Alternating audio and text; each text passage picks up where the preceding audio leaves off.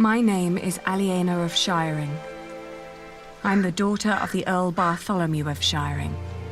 At least, I used to be, before my father was arrested for conspiring against the king. And a man I had once refused to marry took control of everything my family had ever owned, including ourselves.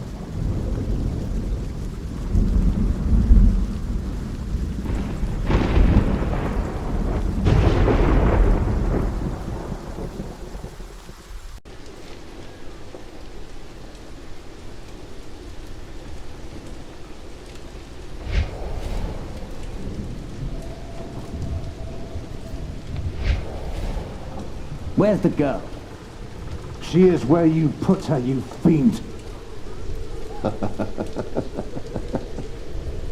Once the king finds out...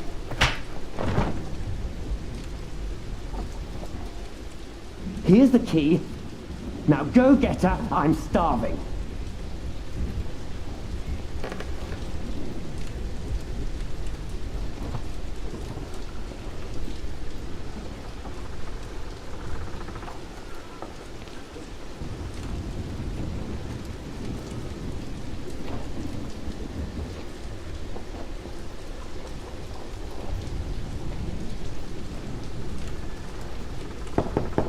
Milady, are you awake?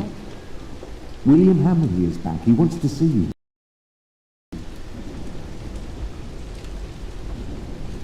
May I enter?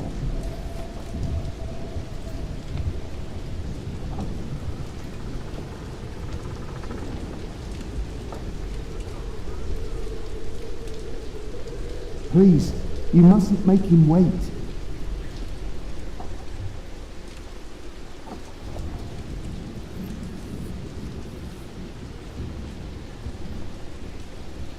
What's taking so long? I'm sorry, but I have to come in.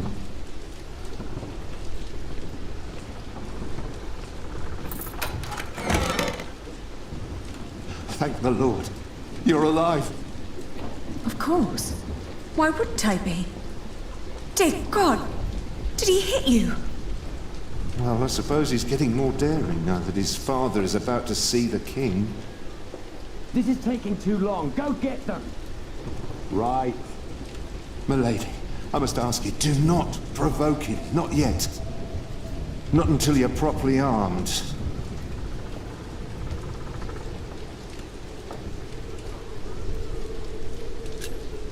How is Richard? They treat him like a dog.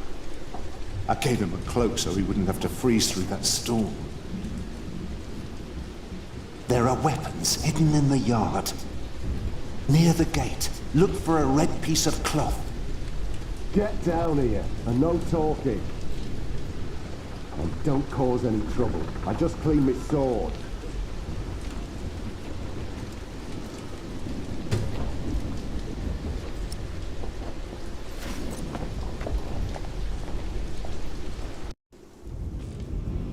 Finally. Just because I allowed you to sleep in my room doesn't mean you can make yourself cozy in there. Ugh, what's with your face?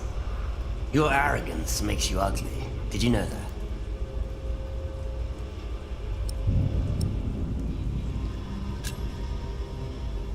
I didn't sleep well. Were you lonely? We've all been sleeping poorly the last few weeks. Your father will be the new Earl soon. This castle will be yours. There's no need to keep the lady and her brother hostage. Maybe you should consider letting us go. Matthew. It's all right. I can speak for myself. Oi, Walter. Looks like the princess needs a servant to do her talking. Can't imagine why I ever wanted to marry that ugly boor. A real lady. That's what I deserve. Maybe even Empress Maud. Yes, I'll marry the Empress. But I will keep on fucking her. Your words cannot hurt me. Shut up! I won't. You have no say around here anymore. I am still the daughter of your Earl. You're a common whore, that's what you are. Oh, how you must enjoy your revenge. You're just getting what you deserve.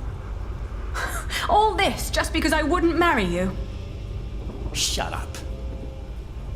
Shut up! You are a sad man who knows nothing but cruelty. God shall punish you for this. I am the cruel one. You renounced our wedding and made me the laughingstock of the entire Shire. Stop, both of you. Go outside, girl. Walk it off.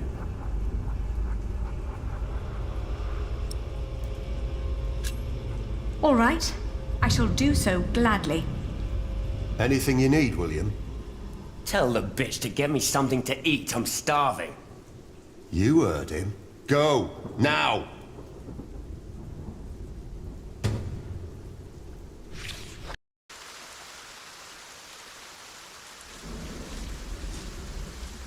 I always told you your stubbornness would be your end.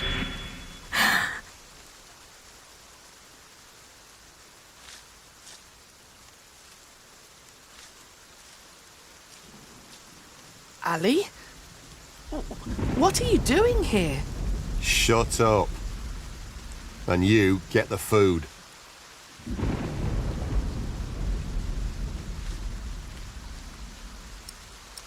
Ali?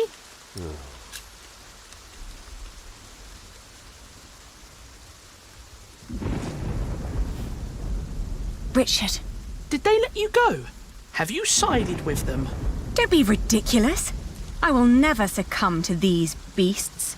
Beasts? That's a bit rude.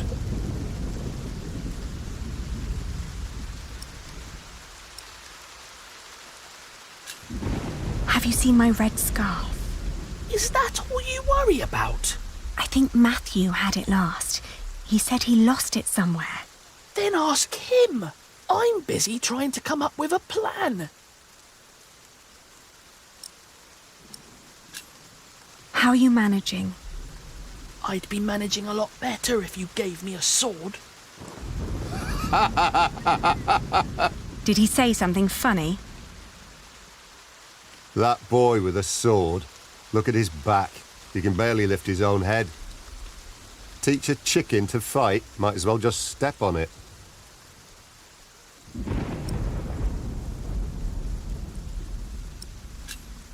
I'll be back soon. Don't lose hope. Yeah.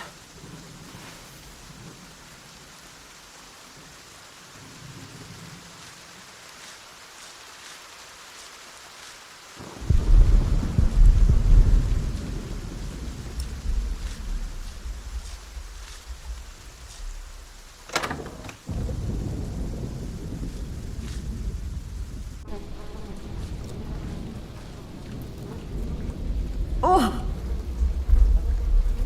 It smells horrible in here. I'm not putting my hand in there.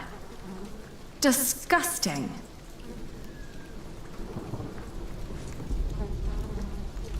Let's see. A loaf of bread. And it doesn't look as bad as everything else in here.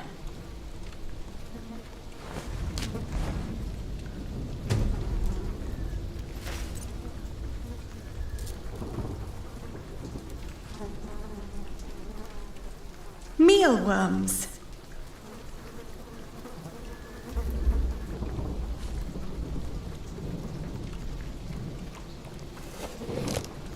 Oh, a dead chicken. What a horrible smell. Someone must have trapped it in here for fun. What a waste.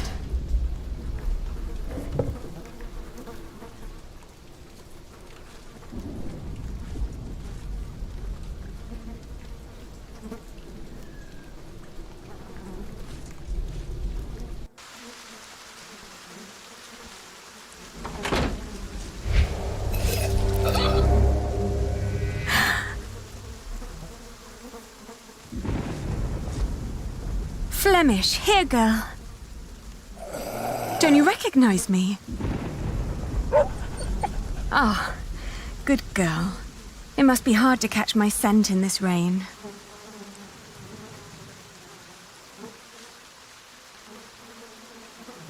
Nothing in there but filthy water. The storeroom is to your left, not down the yard.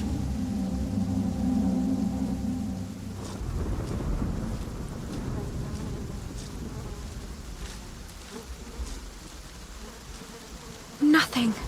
Maybe Matthew meant the other gate.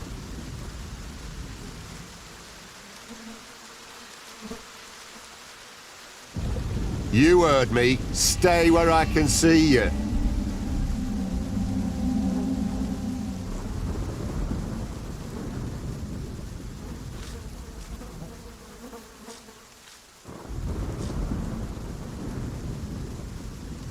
Well, even if you leave, we've still got your brother.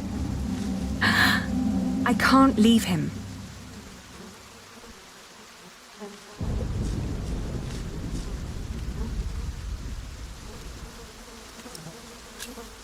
You do a lot for him.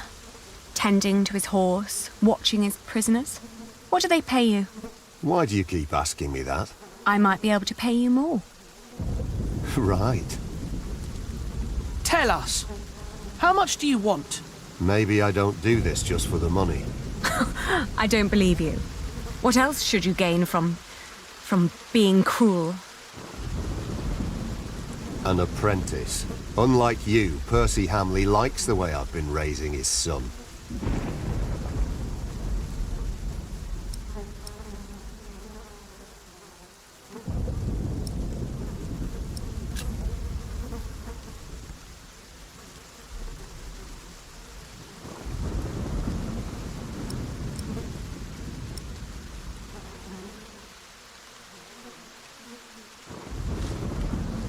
No, there are no weapons here, and no sign of my red scarf. Richard. You really haven't seen my scarf? Ali, drop the nonsense. This is serious. It won't be long. I will get us out. Getting us out won't be enough. We need to reclaim the castle. You can't be that stupid. They have to pay, Ali. Even King Stephen. King Stephen may not be aware of this.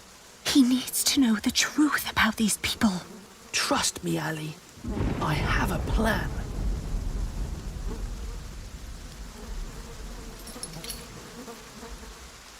Don't. You can whisper and plot as much as you like. As long as my men are guarding the gate, you'll never get out alive. Don't do anything stupid. I won't. I'll be back soon. Yeah.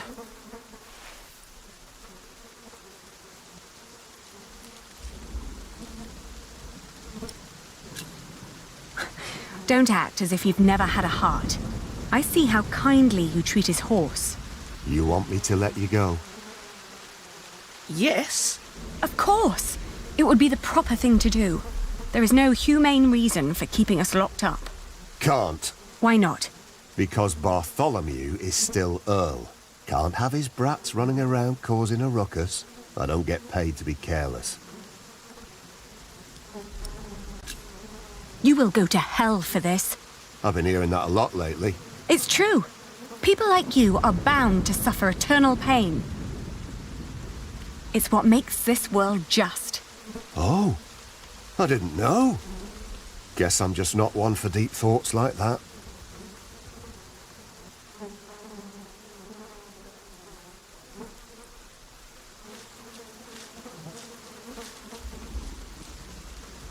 Well, even if you leave, we've still got your brother. I can't leave him. Did you get what he asked for? Yes. Good. Don't waste his time then.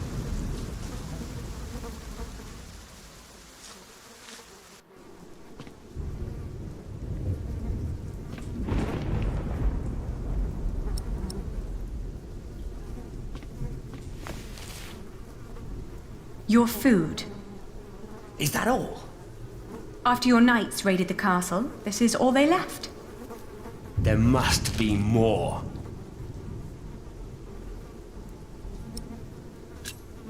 There isn't. If you don't believe me, then go and look for yourself.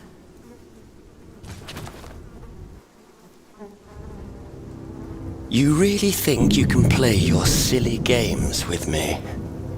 I am still the daughter of the Earl, and by the law of the King, you are my subject. Oh my. Forget what I said about your arrogance. It actually makes you quite pretty. Huh? In the name of my father, you will die for this! Master Richard, don't!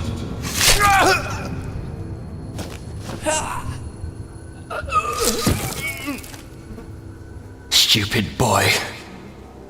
Almost as stupid as his sister. I'd rape you if I could. But you're not my kind of lass. What's with her? She dead? Leave her. The king has not yet spoken. Wait till your father is an earl proper. Then you can do with her whatever you want. Damn! To hell with it. She's so ugly, no one would ever want to take her anyway. Put them with the animals until the king has decided.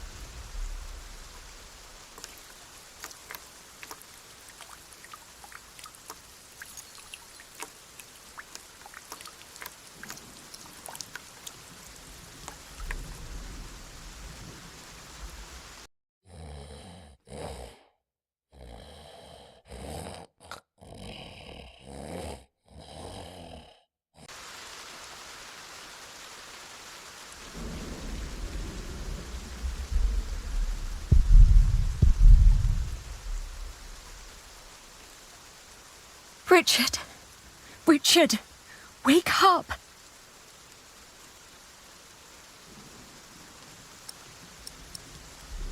Come on, I need you to wake up!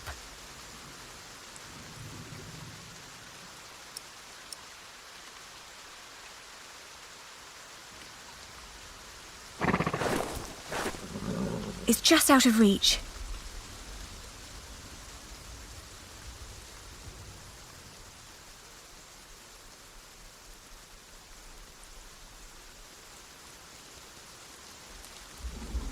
It's too high.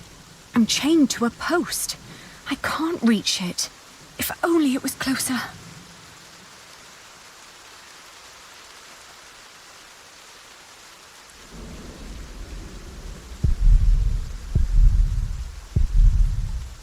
Matthew must have hidden them somewhere else.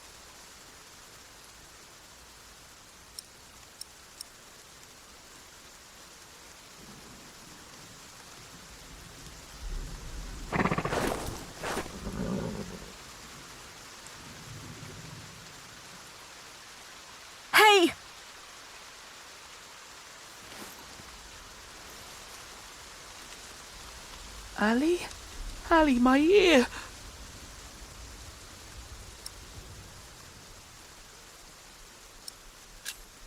How do you feel? Hot. The wound is boiling your blood.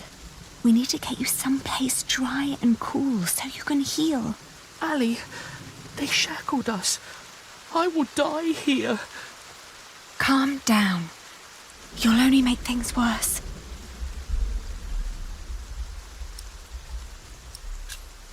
Don't give up. We will get out of here. And what then? We'll find Father. He'll know what to do. I heard them say that he's with the king in Winchester. Then that's where we'll go. You'll see.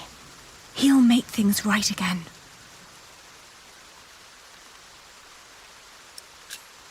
How did you free yourself before? I don't know.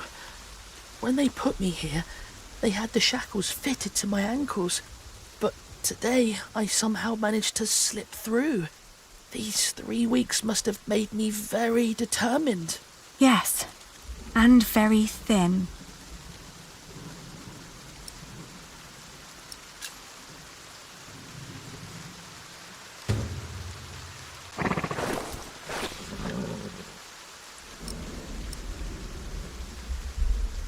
Richard.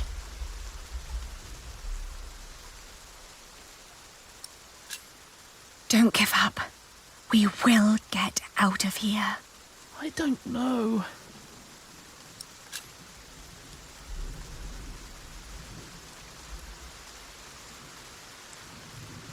It's just out of reach.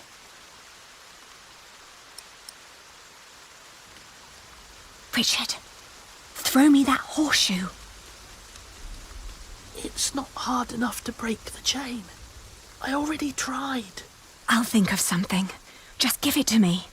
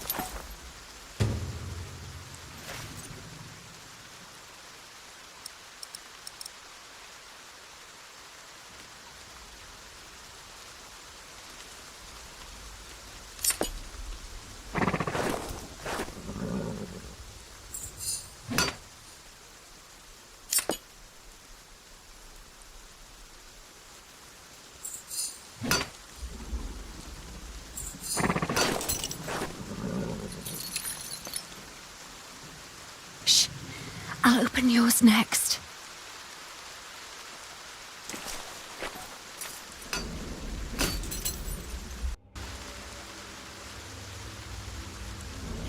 Can you stand? I'll try. Good. Then wait here.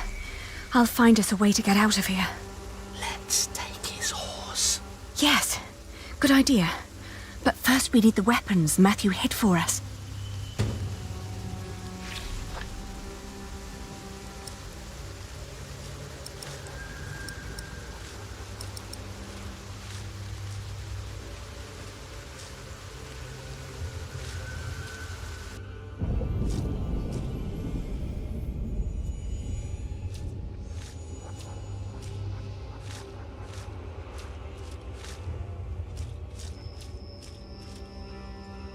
Oi!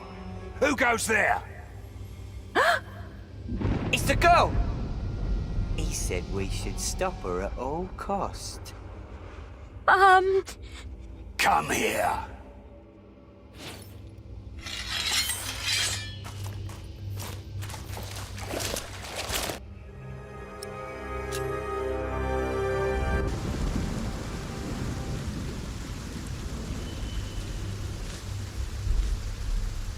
There used to be all kinds of weapons here, along with Father's knights. Now there is nothing.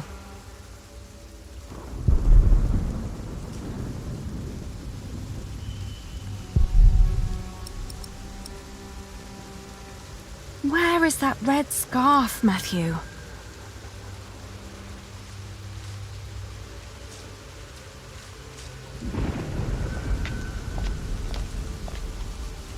I have to say, that battle was a bit short for my taste.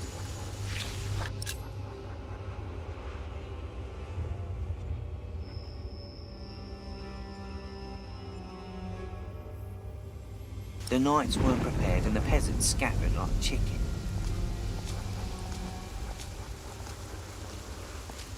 What I wouldn't do for a good kill right now. I found it. Matthew's piece of cloth. Guess you'll have to wait.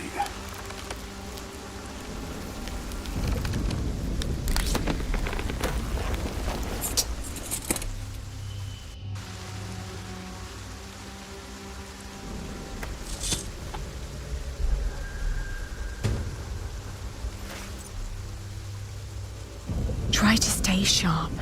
If he wakes up, shout and run as fast as you can. Do you hear? I will.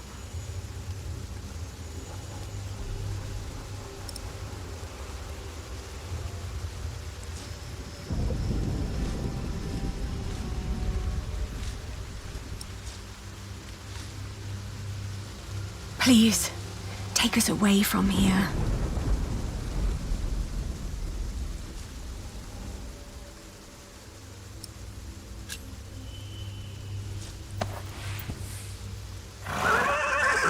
Careful! He doesn't seem to like that.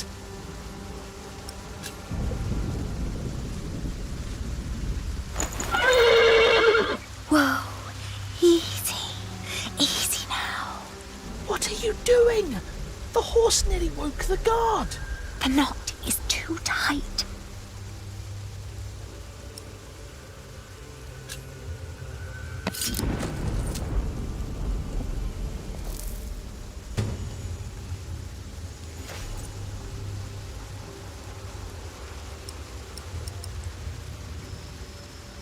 Oh, you look hungry.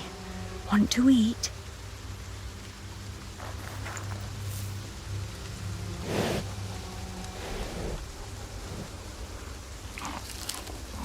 It's calm now. Try to mount it, Richard. But where do we go? To Winchester, of course. We need to find Father and talk to the king. They must find out what's happening here. Now climb on. It won't eat forever.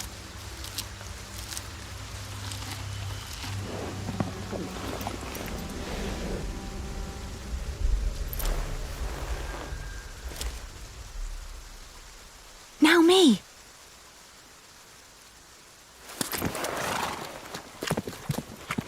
Oi!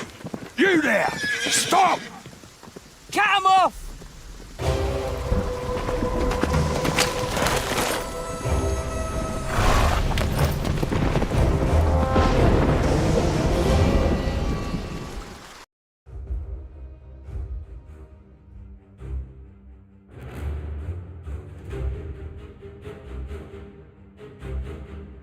The thought that they could catch up with us urged me to ride onward. It rained relentlessly. After a while, Richard's moaning got weaker, but I did not dare look back, for I feared to see William Hamley right at our heels. I forced the horse to go faster, hoping that my brother would not succumb to his wounds.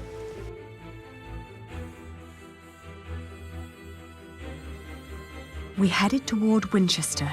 The king would make things right if we explained them to him. He had to.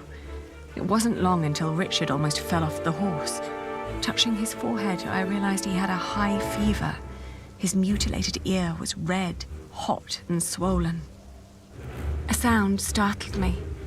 From the thicket of the forest emerged a woman. I was ready to draw the dagger that was flush against my forearm. I asked her to give us her name. This was her forest, she said, so we should be the ones introducing ourselves. I proclaimed that I was the daughter of the Earl of Shiring, traveling with my brother. I can tell your nobility by your manners. She smiled and revealed in turn that she was the wife of the local verderer. Seeing Richard's ear, she said that he needed help. Luckily, their hut was nearby. She offered us food, shelter, and care.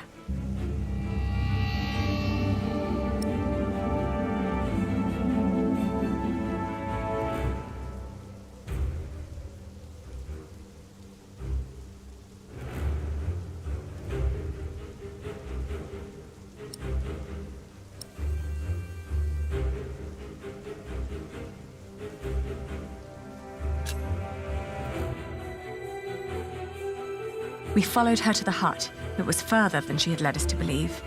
There I helped my brother off the horse and let the woman take the horse's reins. The hut was rather barren, with few furnishings. It was almost as cold as outside, and there was no sign of her husband. Richard dropped onto one of the creaky stools. The woman lit a fire, which came alive with a crackle and gave out a warming glow.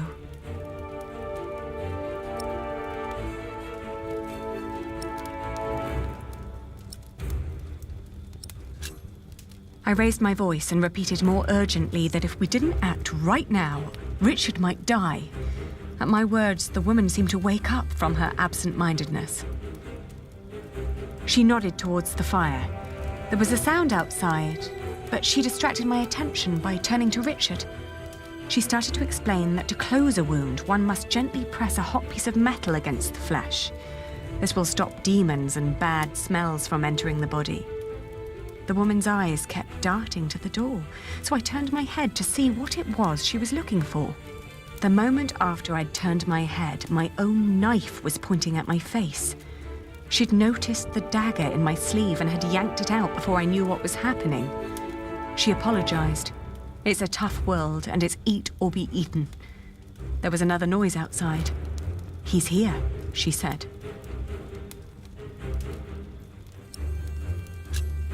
I waited for the moment her eyes were on the door again, then I dashed towards Richard, but a hand grabbed my wrist. It was too big and rough to be hers. The man threw me aside and I landed hard on the floor. My head spun. He examined us and our weapons and broke into laughter. He stepped closer to reach for Richard's sword, but his wife interrupted. "We can't sell that. Everyone would know who that sword belonged to." The man grunted in agreement and turned to leave. Before she followed him, she dropped my dagger.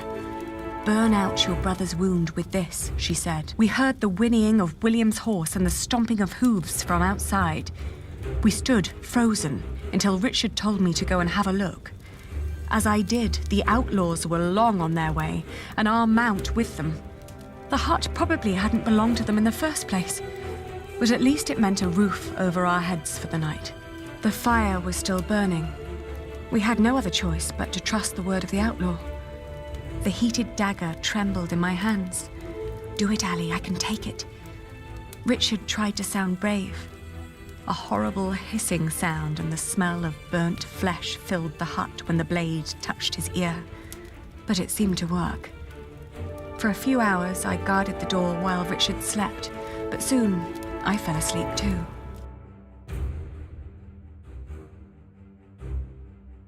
We walked for 2 more days with only brief rests in between, but we finally arrived at the city gates of Winchester. Richard was weak, but at least we were still together, and we were sure that together we would find a way to escape this nightmare.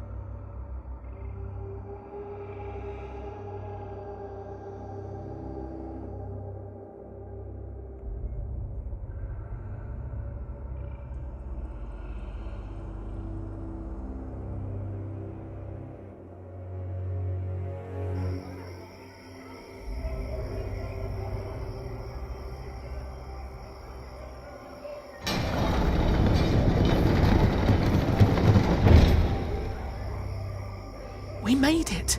They can't harm us anymore, can they? After all, there are laws in place to protect us here, right? I think so, but we shouldn't risk finding out. Then let's go. Where are you going? To our townhouse, of course.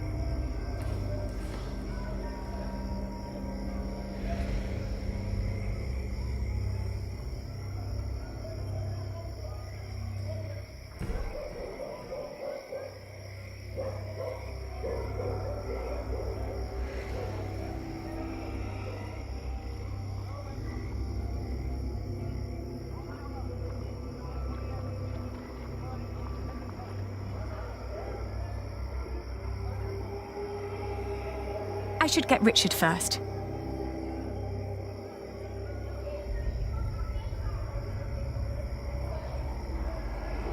Ali, there's someone here. Maybe it's Father. Do you think so? Well, they must have put him somewhere.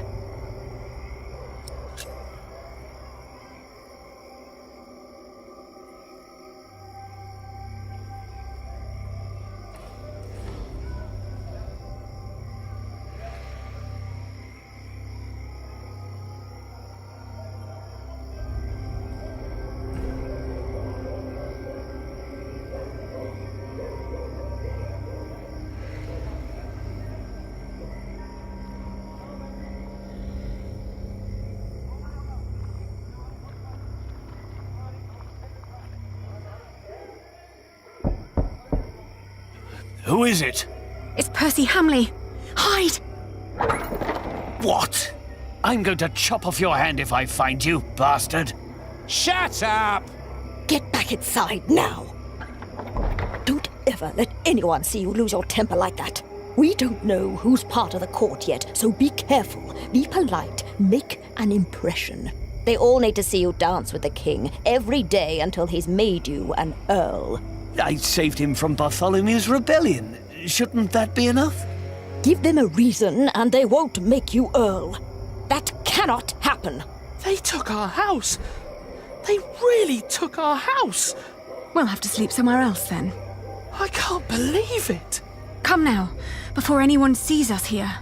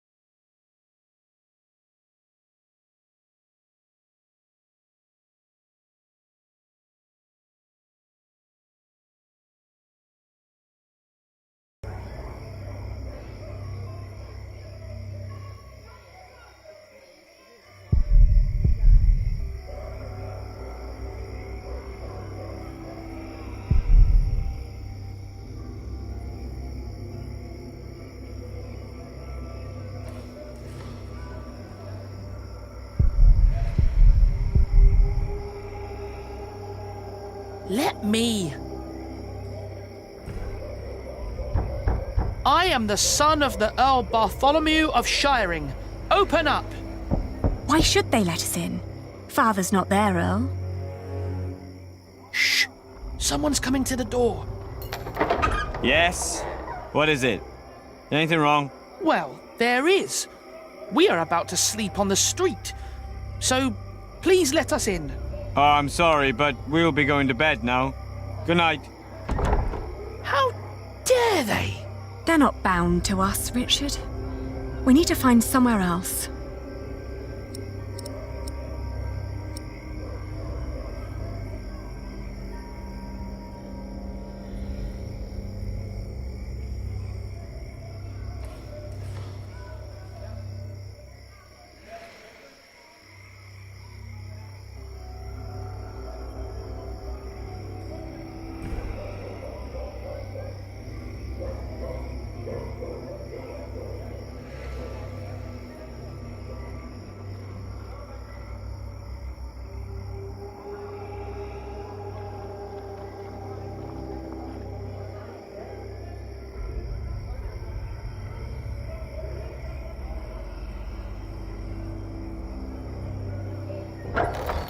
Now look at that! A cripple with a sword and his beggar girl! If you're looking for some privacy, there's a bar just down the street!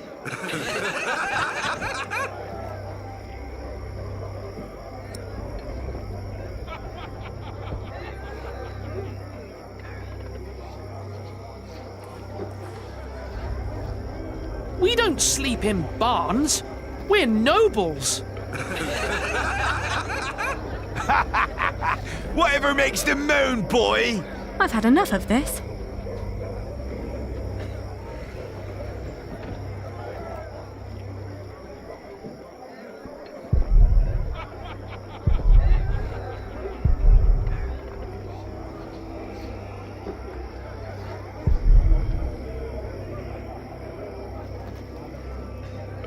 Ali, this is pointless. There must be one kind soul in this town. What is it? Oh, good evening. We're sorry to disturb you, but my brother and I have been through a lot and desperately need shelter for tonight. Please. Wait here. Are you mad? Do not let them in. They're thieves. What did I say? Oh, There's a warm corner in the back. You can have a blanket, but there will be nothing to eat. thank you. Thank you so much. You're a kind man.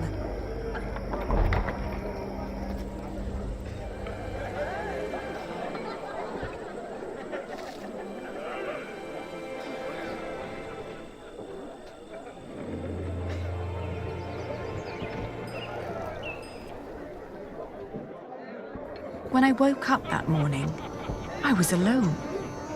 I hoped that Richard had risen early, maybe to go to the castle. I left to search for him right away.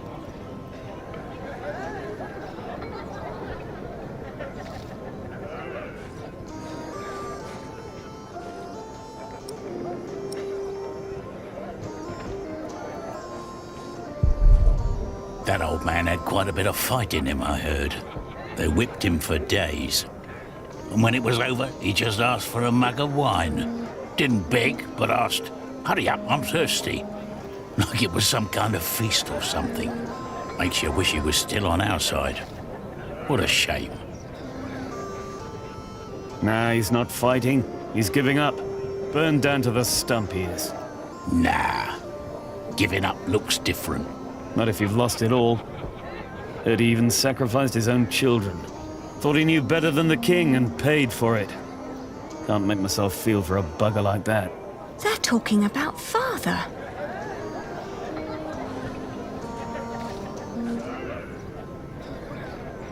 I know them. This is all such nonsense. Maud as queen. What was the old man thinking? I believe he just got too comfortable with King Henry. On our way here, we had to stay at an inn.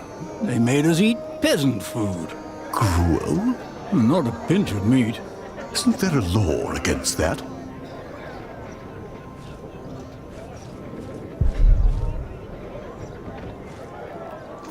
You heard me, now move along.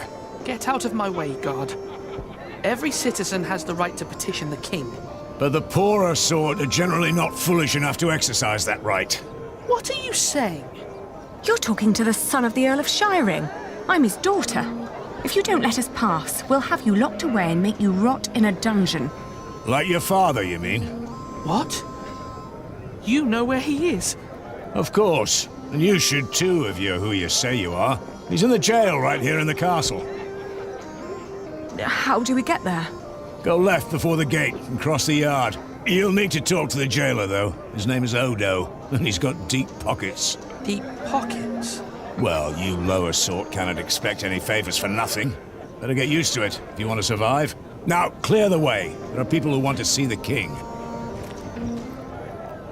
I could have done this on my own. Just like you could have run away on your own without telling me anything. Shh, hush, Ali. The people are watching us. How's your ear? It's pounding like a drum. I'm sorry. I thought I could talk to the king before you woke. You did so much yesterday. I didn't want to wake you. Please, don't be cross.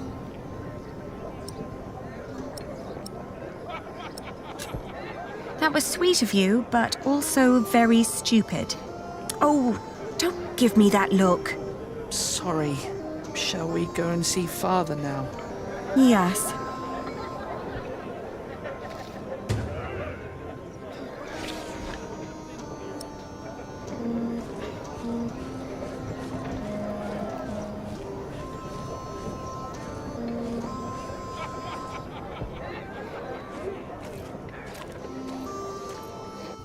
Did you like what you saw, mistress?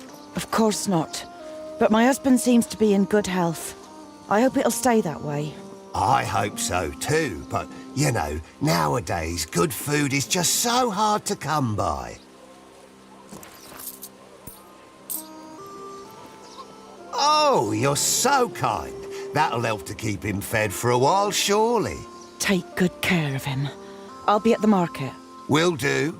Good business, mistress. What are you staring at? Your ear. You should take better care of yourself.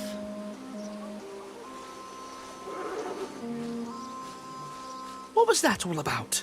I don't know, but we have our own problems. So come on. I'm fine, Ali. Look, if you're so desperate to get in, talk to the sheriff and steal a chicken.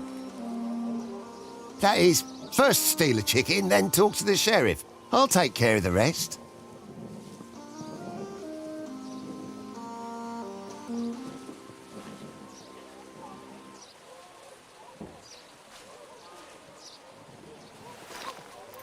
You're a good horse, and so calm.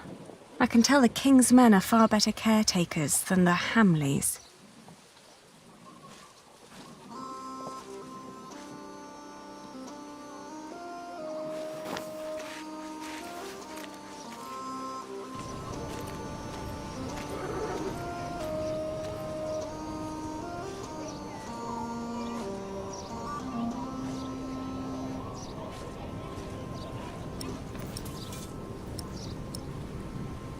I can't stand them talking about father like that.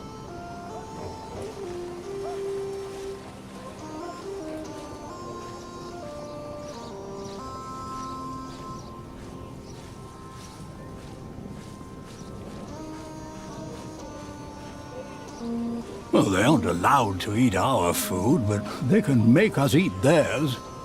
We had a fowl butchered and smoked before we left. We'll do the same next time. This common food may help with work in the fields, but I heard it also makes you stupid. You've got to admit, Henry was a decent monarch. Sneaky and harsh, but decent. But would Maud have been the same, just because she's his daughter? Well, ever since William the Conqueror, no ruler of the English was born as such. They all had to fight for their claim, and if Stephen is better than Maud, then so be it.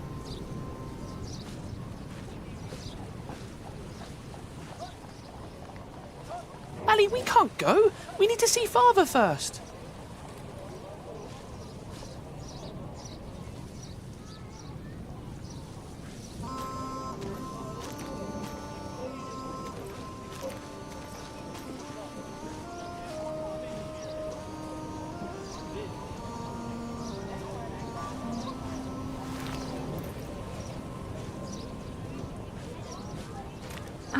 Are you the jailer? Your humble servant. What is it? We're here to see our father. He is the Earl of Shiring. Is he? Look like just plain Bartholomew to me. So he's here. Look at us when we're talking to you. How much have you got? We've nothing. So don't bother asking for a bribe. Then you can't see your father. Sorry.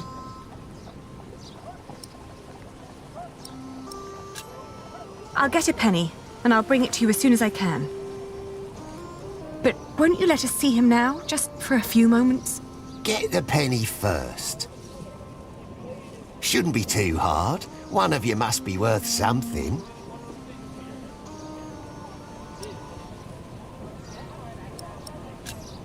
Who was that woman? That'll be 2 pennies. What? Ah, gotcha. That's Meg. Her husband tried to trick a fellow merchant out of his purse. Wasn't good at it. Now he's lost everything. Then where does she get all her coin? She took over his business, works as a merchant at the market. Funny that she still cares so much for him. I wouldn't. Please, let us see him now. Sorry, can't make an exception. Each time someone wants to see someone, they have to pay. That's the rules. But they're your rules. Right, but that doesn't make them any less rulesy, does it? Must have been dozens so far, each one slipping me a penny. If I let you in for free, the others might think I treated them unevenly, that I am an unjust man. Can't have them think that, can I? How is he? Just tell me that, please. Is he all right? No, he's not. He's dying. Now get out of here.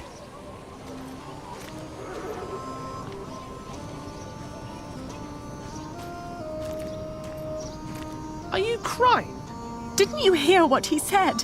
Yes, but he was lying. The last time we saw Father, he was very much alive and healthy. Sometimes I wonder what is going on in that head of yours. So how are we going to get a penny? We could beg. Beggars usually ask for food or clothes. I never heard of anyone giving them money. Well, how do people get money?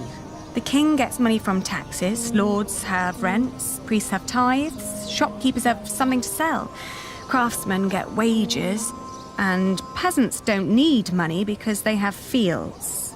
Apprentices get wages too. So do labourers. We could work. But Ali, I can't work like a common man. I'm the son of an earl. Not anymore.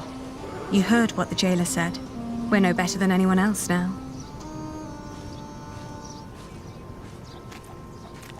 32, 33, 34.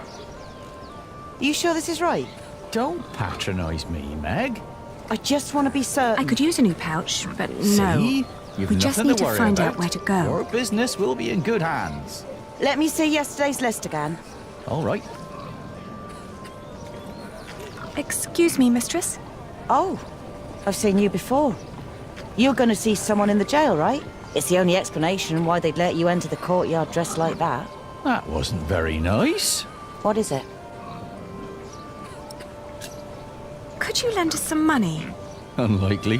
What for? We need to talk to our father. He's a prisoner in the castle's jail. And the jailer won't let us see him until we give him a penny. Once you get back to him, it'll be 2 pennies at least. What are you saying?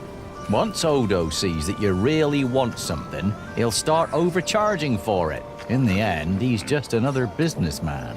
At this rate, we'll never see Father. Could you help us talk to him? Sorry, but no.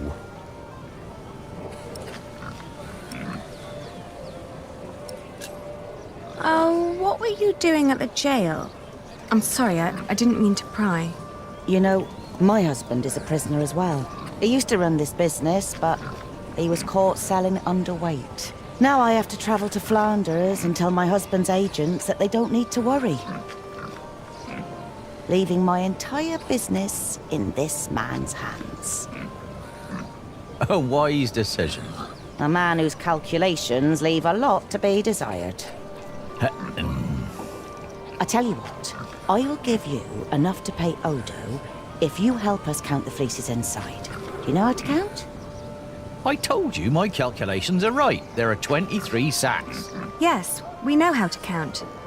Then go into my stall and tell me how many there are. Thank you so much. Come on, Richard.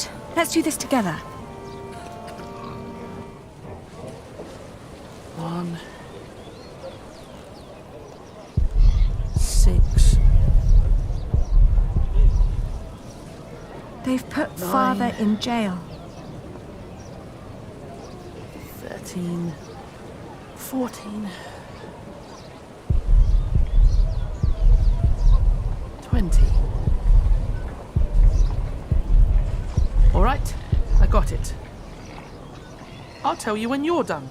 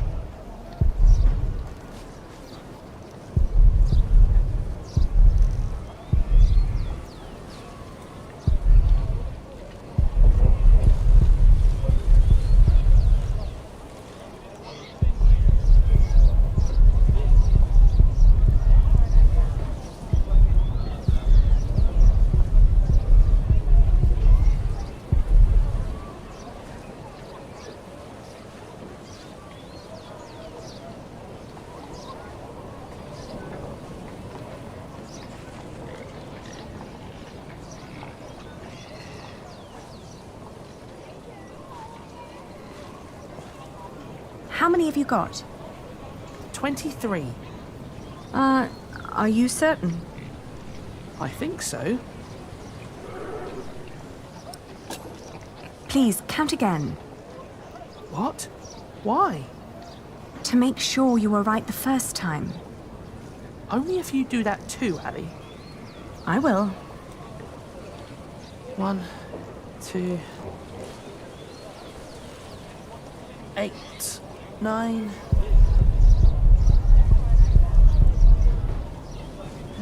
11, 16. I'm done.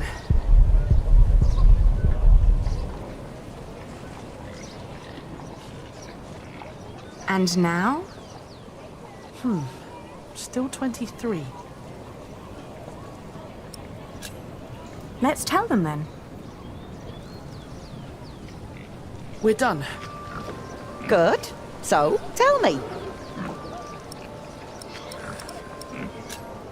We counted 23 sacks. Tell me again, Aldous. How much did you pay per sack? As I said, for mixed quality such as this, it was £1 average. £1 per sack?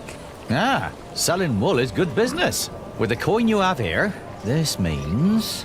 Your calculation is correct, and mine is wrong. I told you, everything's well. You don't need to worry. I will take good care of everything while you're gone. We'll see. Here is your penny, girl.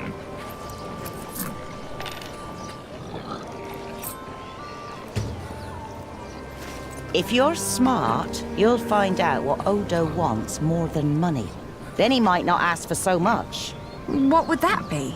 Let's just say he likes to feel like a good person every once in a while. It makes him feel less like the monster his job has made him. Thank you. Yes, thank you very much. And good luck in Flanders. It'll be all right.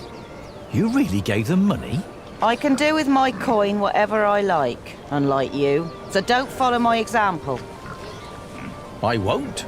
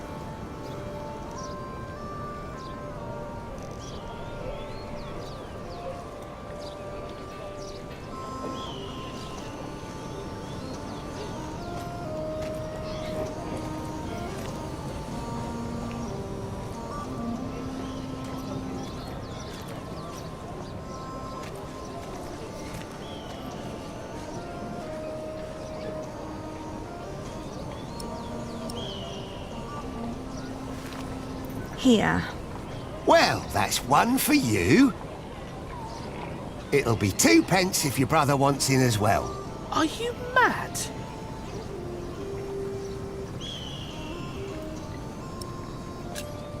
I didn't expect that from you.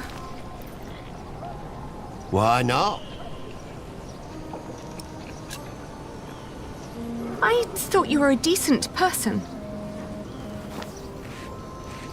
Well, I am. But I'm also a very funny bloke. Was just fooling around with you.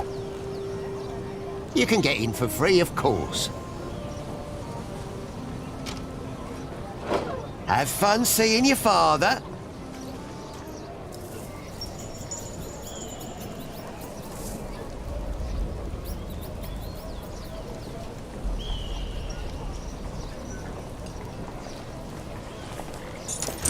Who's there?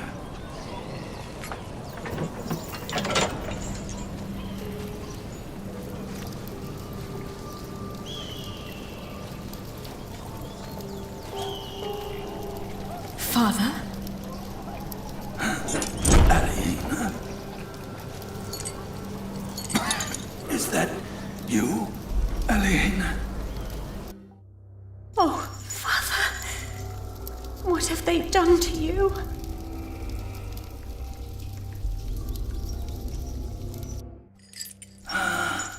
It is you. And is that tall young man my Richard? Yes, Father. You've grown. Have you got a beard yet? Only just. It's still very fair. Are you both well? How have you managed? Where have you been living?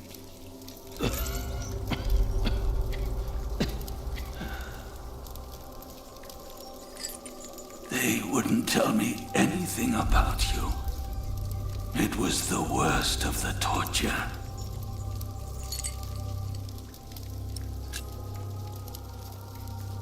We're fine, Father. Don't you worry. We've been living in the castle. Matthew has been taking care of us. But you can't live there anymore. By now, the king has probably made that dumb oaf Percy Hamley the Earl. But where's Matthew? Why isn't he with you? He got away with us. Oh, what a relief. He deserves some peace after everything I put him through. Father, we have to ask King Stephen to release you. No. I swore an oath to King Henry. Princess Maud and her sons will rule. I shall not swear allegiance to Stephen, and neither will you, even if the other barons did. Do you hear me? Yes, Father. Stephen is not our king.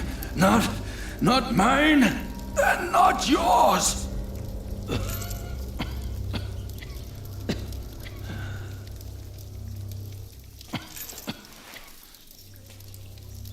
Please, Father, please, calm yourself.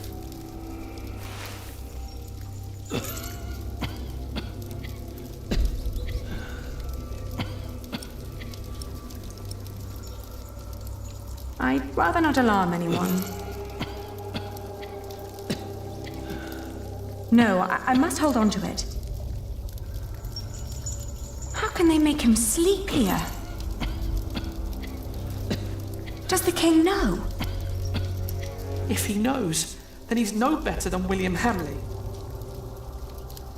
Stop it, both of you.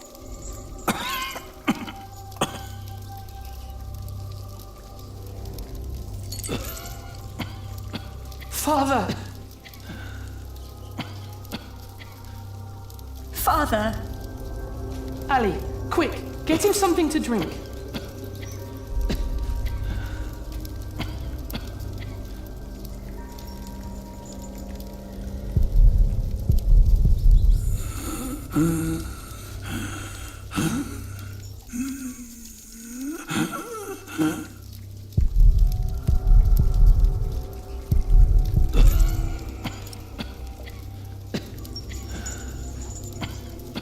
No, they might not let us back in.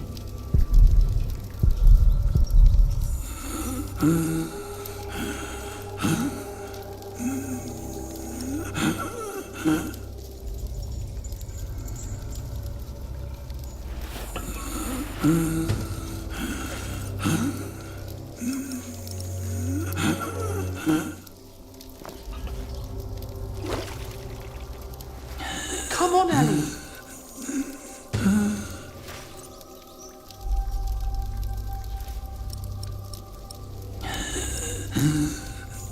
I found this in the bucket, but... No, I'm sorry. You deserve better than to drink filthy water. I'll find you some water.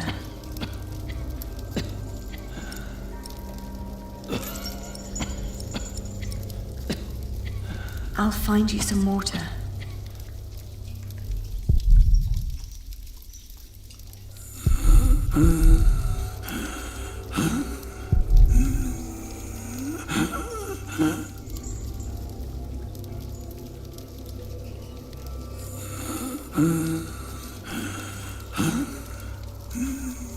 There's water here. Give Father some.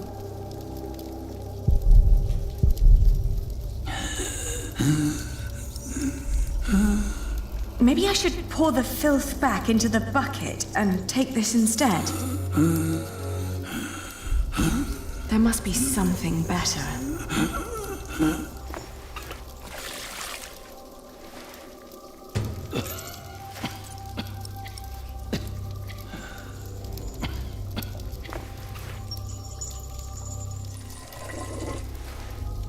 Hurry, Ali.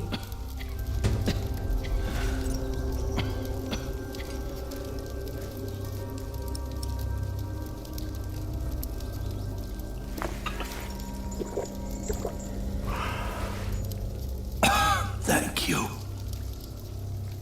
children. When the Hamleys brought me here, I hid 50 peasants on a belt under my shirt. I gave that belt to a priest. 50? What priest? I don't know his name. I gave him the belt and demanded that he keep it safe for you. He was near the west gate.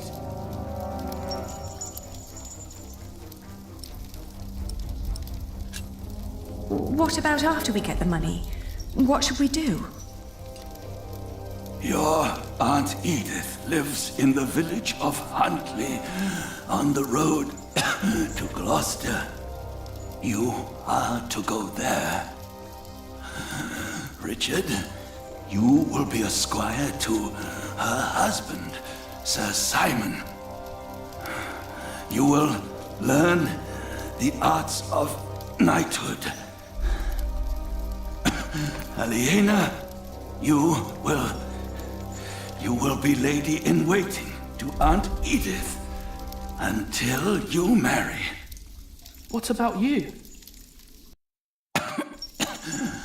I will die in this cell. We won't let you. You will. And before you leave, I want you both to swear an oath. We can't leave you like this. You can, and you will. Richard, pull out your sword. Now, put your hand on the hilt, my son. Swear by Almighty God and Jesus Christ and all the saints that you will not rest until you are Earl of Shiring and Lord of all the lands I ruled. I swear by Almighty God and Jesus Christ and all the saints that I will not rest until I am Earl of Shiring and Lord of all the lands you ruled. Now you, Aliena, swear by Almighty God and Jesus Christ and all the saints that you will take care of your brother Richard until he has fulfilled his vow.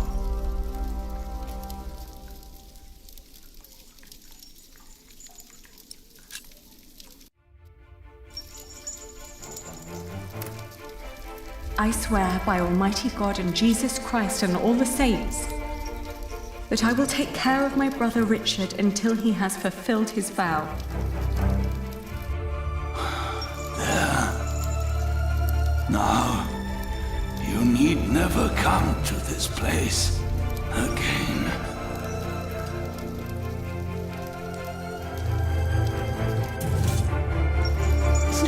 Don't say that.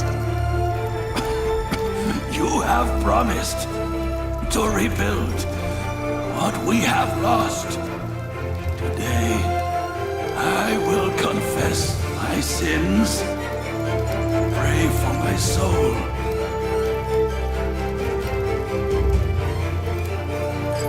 Now, go. Richard. Richard, we have to go.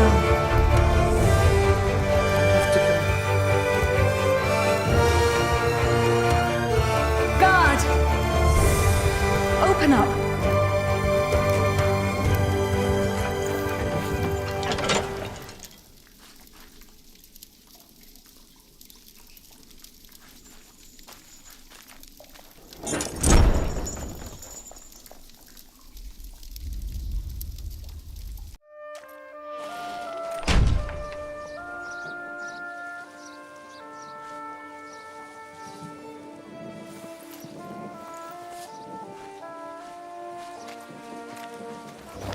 Percy Hamley. Bishop Waleran. Good morning. Ali! It's them! Over there! The Hamleys! Again, thank you for your assistance in Kingsbridge, my son. We have to thank you.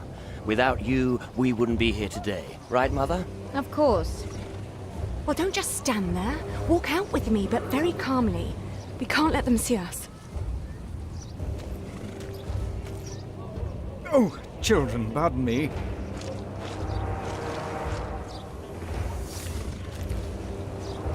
Now we're only missing one more. Here he is.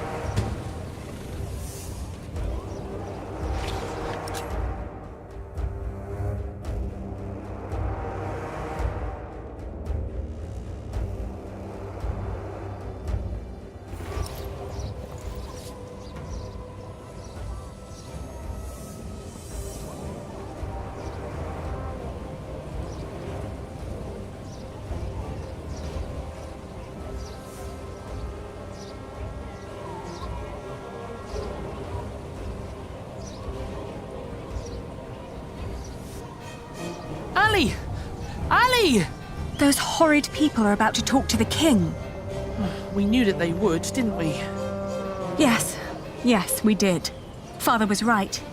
They are all tied together. The Hamleys, the king, even the church. Do you think Father's priest is also in on this? Well, we'll have to find him first. Then we'll know.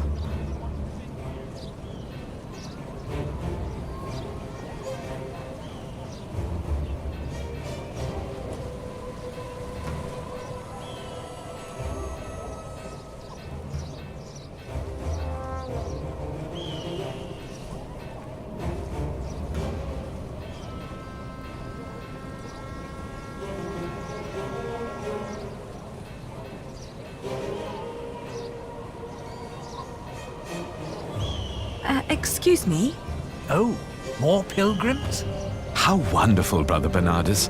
Does that mean we can now depart for the Cathedral of St. Swithin? Praise be! St. Swithin will heal my foot.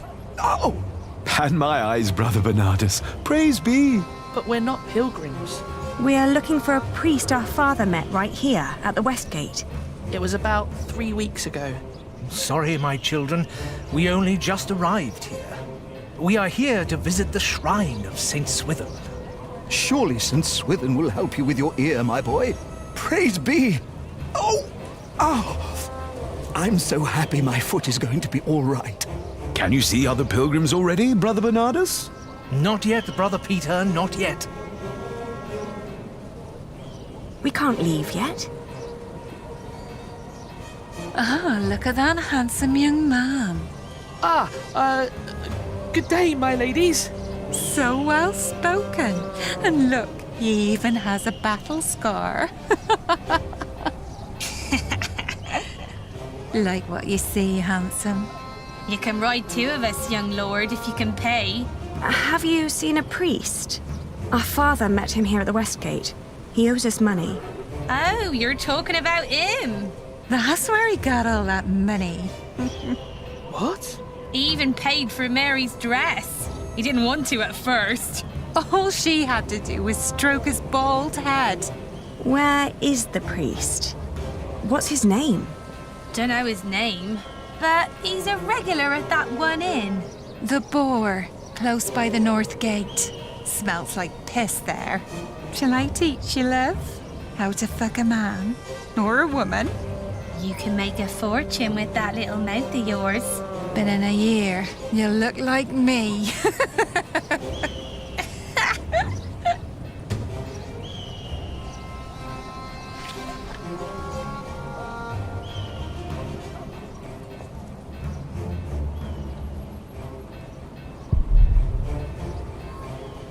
This is the place, but it looks closed. Excuse me? We're looking for a priest who stole our money. Word is, he comes to this place regularly. A priest? Sorry, dear children, I don't seem to be able to recall anyone who fits that description. But that little stable boy might know. He knows everyone who comes and goes.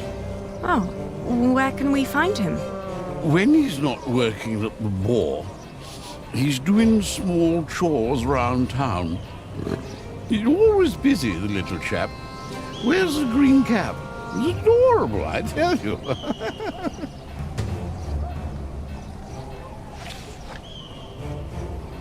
Well, look at that. I knew we'd find you here. They're here. Damn, you lost them. William will not be pleased when he hears this.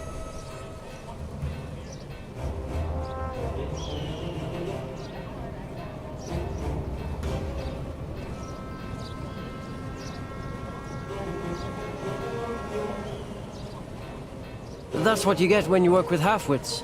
How am I supposed to move this barrel if it's twice as heavy as me? Let me help. Very impressive. Thank you for that. I'm always telling them, if you want me to restock your kitchen, don't let them cram the barrels to the brim. So, what was it you wanted to know? Do you know a monk who frequents the Boar a lot? The Boar? I used to work there. The Boar, the Lazy Mare, and 2 private kitchens. You're talking about Father Ralph. Thought the women had sucked him dry, but he always comes back with more money. But he only spends it on beer and ladies. Never has a tip for me. Where can we find him? He's a priest at St. Michael. One of them churches round here. Which one is it? It's close to the east gate, but don't look for him inside. He likes to light around in his back alley. Oh, thank you. You've been very helpful. Pleasure. See you around.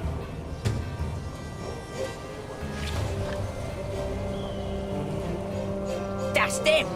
Don't let him get away again! Where are ya? We'll find ya!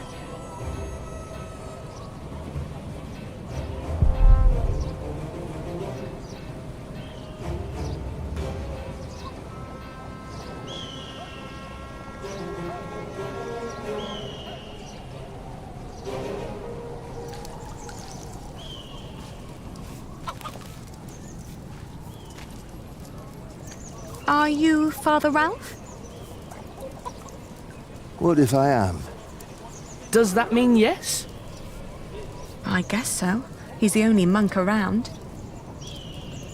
What do you want? Well, I am the son of Bartholomew, the Earl of Shiring. So?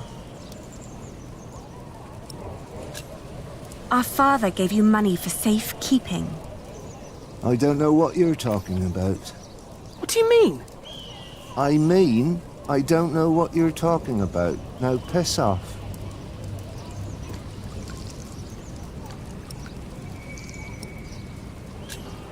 You're about to commit a great sin.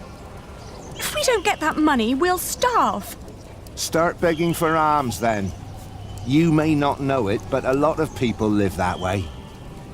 So you're saying there's no money? Right. But my father said... Your father lied then. We should talk to the sheriff. It'll be my word against the word of a jailed traitor. And now give me some peace. I'm hungry. He's right, isn't he?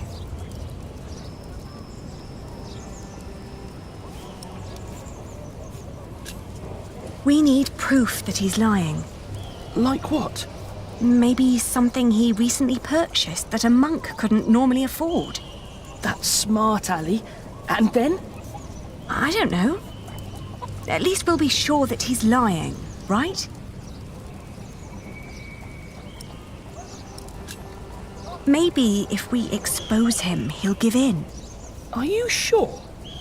No, but you can see the guilt eating at him already. Keep an eye on him. I'll have a look around.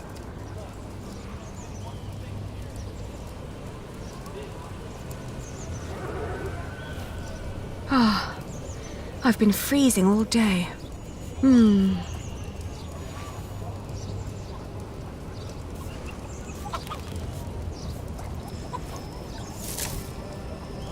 It's too heavy.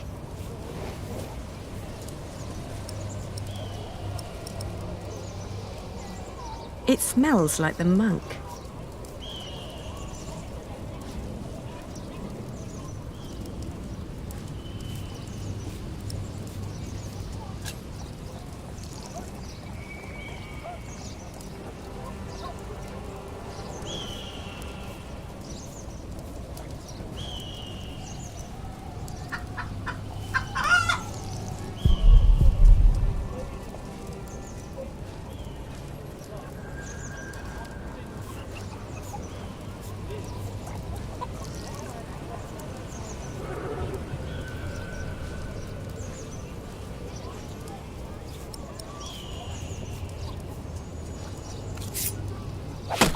Hey! Oh, is this yours? Oh, I didn't think a poor monk could afford something like this.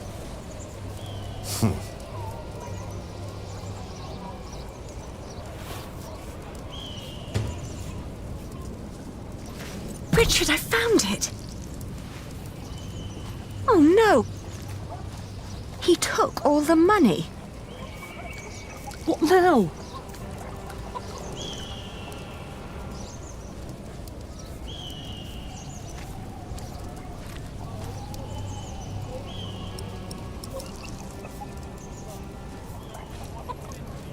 Don't pretend you didn't see, monk. I found this under your barrel. You are a thief. That strap proves nothing. You seem very certain of this. Sheriff! Hush, you stupid brats. The sheriff is a bastard. He'll take everything for himself. But first, he'll take your hands. Sheriff or no sheriff, you won't get your money. Ali, this isn't going anywhere. Well, at least we know now that he won't call for help. Give us the money. It belonged to a traitor to the crown. By giving it to me, he paid his debt to God. We will make you pay, you monster. You wouldn't hurt a man of the church.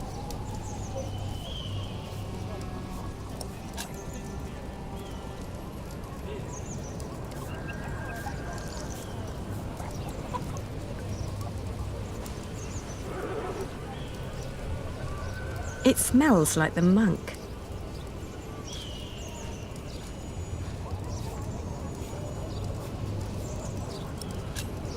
Look at him.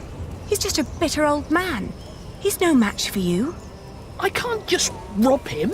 Then make him obey you. Be the one in charge. You're supposed to be an earl. Act like one. Ali, I don't know how. People don't respect us anymore. It's all right. I'll take care of it. He has to fear us. But we're just children. Why would he?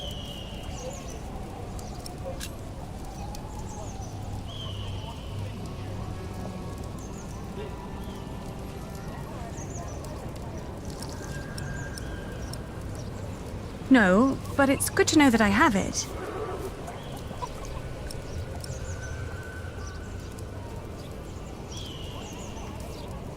Where did it all go? As nervous as he looks, he probably has it on him.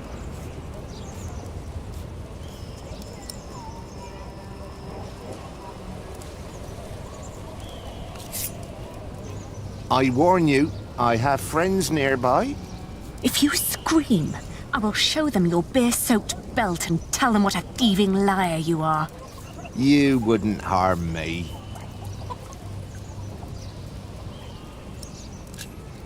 Richard, you go over there. What? Why? Make sure no one's watching.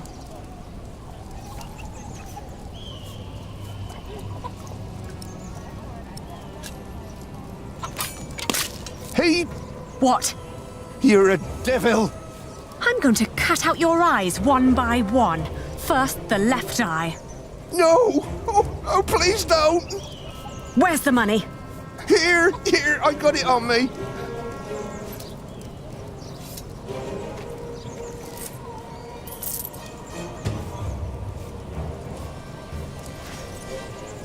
Where's the rest?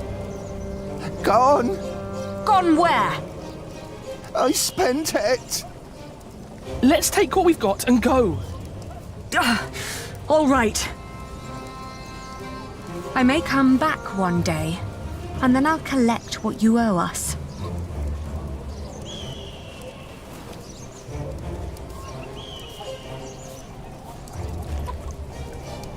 You were wonderful, Ali. You scared him after death. Yes, well, now, come on. Father wants us to find Aunt Edith.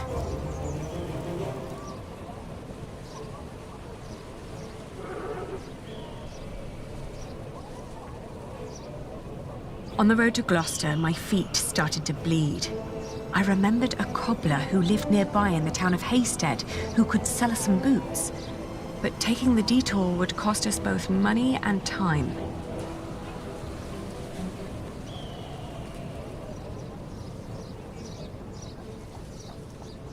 The cobbler was a quiet man with little love for children. When I asked for a pair of his cheapest boots, he stared at me, trying to measure my query's worth. Then he lifted his finger and pointed at a pair that would cost us more than half of what we had.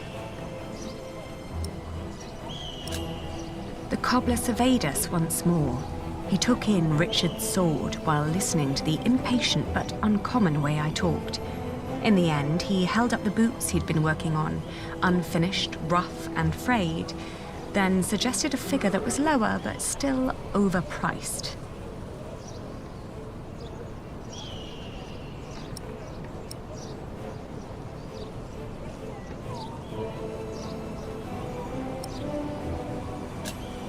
I noticed Richard staring at me as I curled my lip and politely turned down the ugly offer. Then, with my feet still bleeding, I returned to the road, aiming for a shortcut through the forest. In the afternoon, the sky darkened and the temperature dropped drastically. We considered setting up camp to allow us an opportunity to warm our worn-down feet. However, we were already ready. Richard had been silent for a while when I offered him our last piece of bread. "Uncle Simon will make you a knight," I said. "But wouldn't I have to fight for King Stephen then?" he answered, taking a bite out of the dry crust. I watched him for a while, then turned away, wondering how difficult our lives had become and how infinitely more complicated.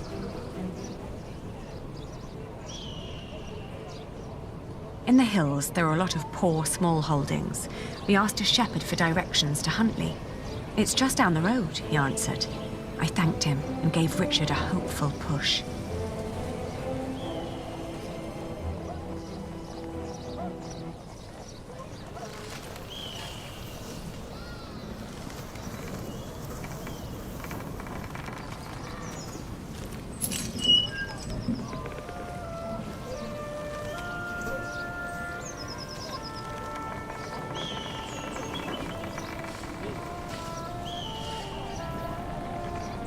It's all burned and rotting. Auntie and Uncle must have left some time ago.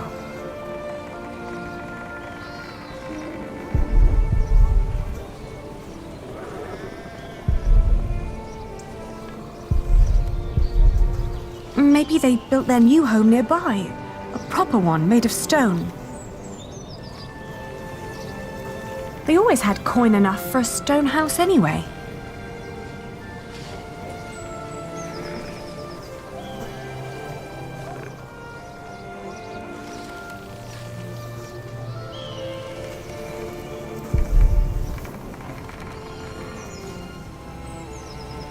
Maybe this isn't even the right house. It is. How would you know? It's been a long time since we came here with Father. These houses all look alike. Shut up, Hallie, please. They're gone. Probably killed. Whatever happened to them? We will never find out. It's over. There's no place for us to go.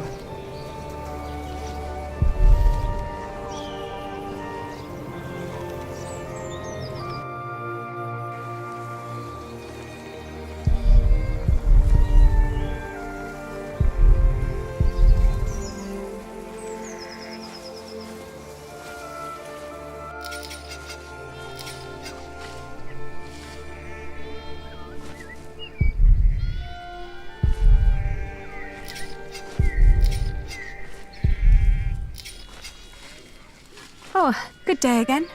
Good day. Huntley is just down that road. You can't miss it. I know. We just found out that the people we've been looking for aren't there anymore. Oh, that's a shame. Do you know what happened to the owners of that burned-down house down the road?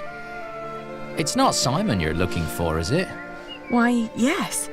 A while ago, some knights came to his house, nasty bunch.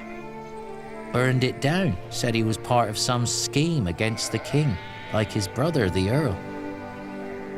What happened to Simon and his wife? Dunno, haven't seen any of them since. I understand. Thank you.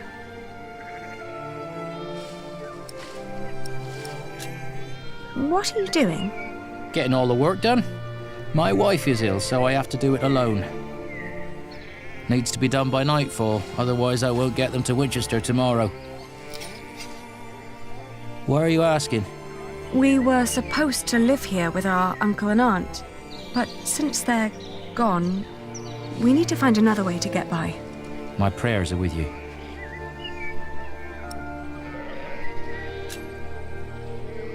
We could help you shear your sheep. Nah, never let a stranger handle your flock. Besides, I have nothing to pay you with. We're penniless. We could take the wool to Winchester for you. You could stay at home and look after your wife while we sell your stock. Well, that would be kind of you. But I couldn't trust you to negotiate the right price and bring the money back safely.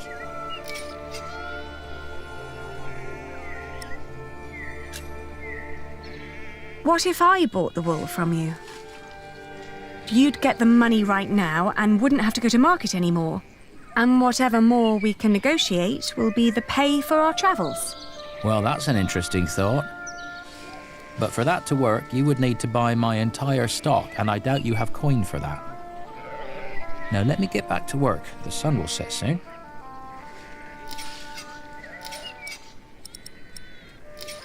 How much for one sack?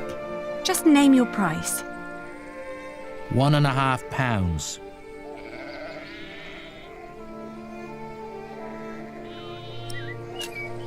I want to see the wool first. All right, have a look.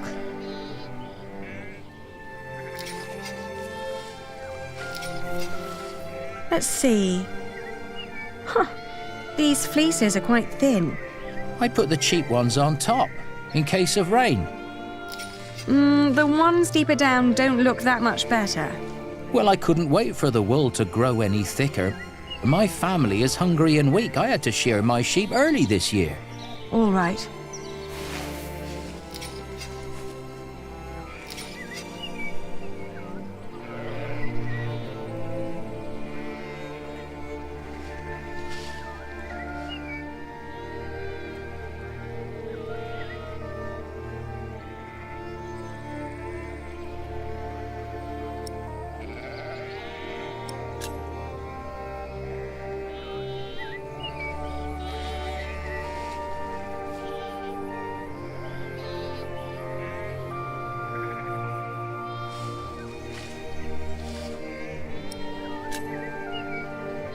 I can offer you £1. That's less than what merchants in Winchester would offer.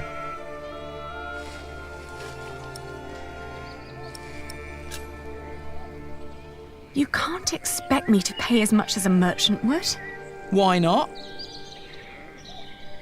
Look, I'm not only offering you money here, but also the chance to stay here with your wife. You wouldn't have to worry about your wool anymore, because that would be my problem then. But it'll only work if I can sell everything for more than I paid you here. You're smart. Well, all right. It's £1 per sack. Here. I'll finish shearing old Mabel here, then bring out the rest I've got. Maybe you also want to talk to the other shepherds around here. They might want to sell too. Ah, all right. Thank you. By the way, there's a man looking for you. He came by just shortly after you. I told him you went to Huntley. What man? Dunno. Brown scruffy hair, beard, black horse. Could be he rode right past you. That old hut is not easy to find. Shall I give him a message if he turns up again? Tell him we left Huntley for good. I will. Now let me get those sacks for you.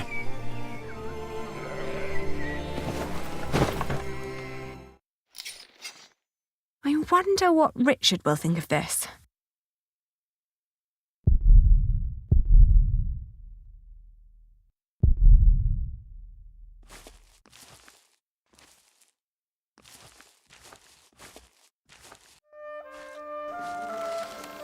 What did we do wrong, Ali? Why is God punishing us?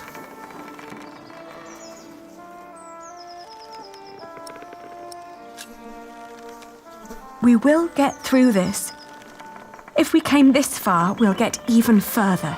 We just need to stay strong and be patient. But there is nowhere for us to go. We're commoners now. Commoners who never learned to do common work, and we both swore an oath to Father. If we don't get the Eldon back, we will go to hell.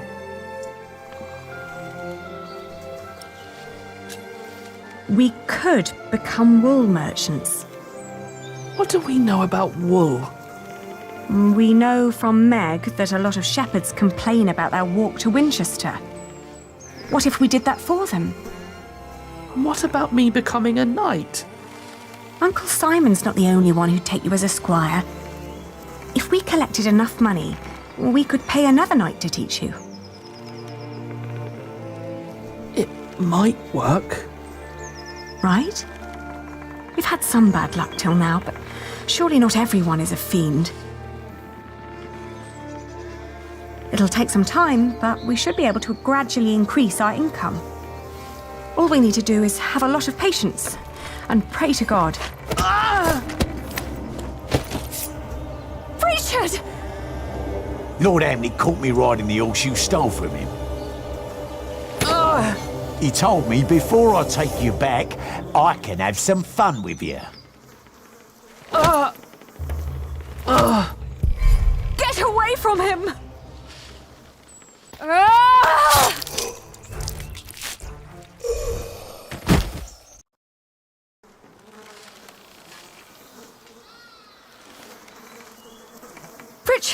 Richard, are you all right? What happened? Oh, you're alive! You're alive! Why are you crying?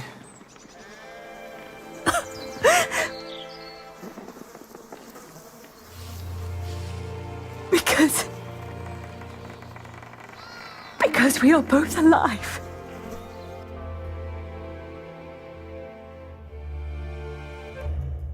Looking back, we'd been lucky that his bones hadn't been broken, and that his ear had healed so quickly after we had burned out the wound. Otherwise, I'm not certain my brother would have survived the attack in Huntley. Once he could walk again, we gathered the few things we had and headed out, counting our blessings and preparing to build ourselves a new life.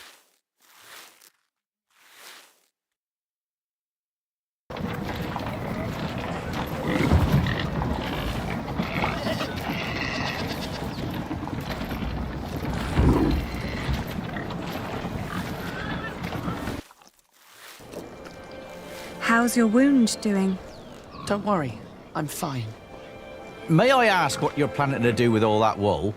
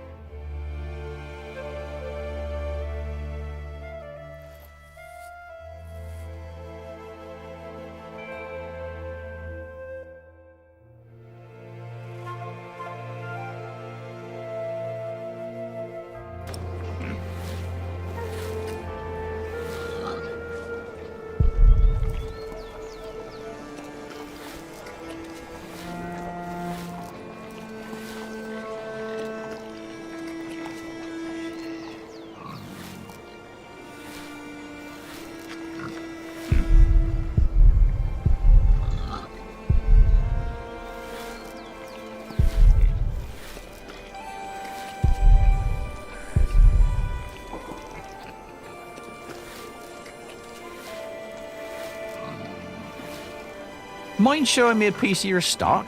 I'd like to establish the quality before I make any promises.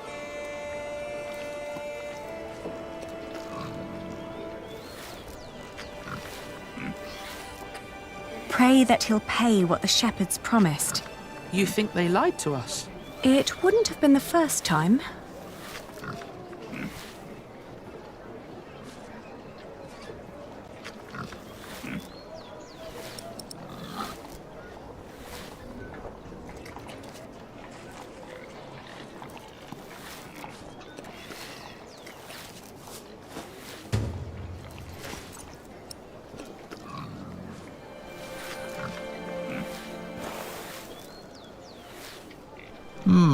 Not bad. That's quite some wool you've brought along. I hope you're not planning to set up shop here too. Meg would kill me if I let you.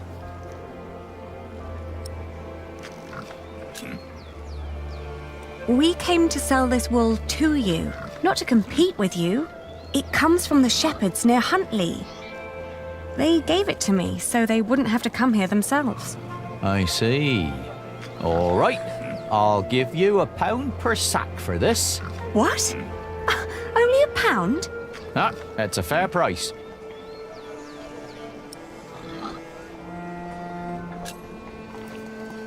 But that's what I paid the shepherds.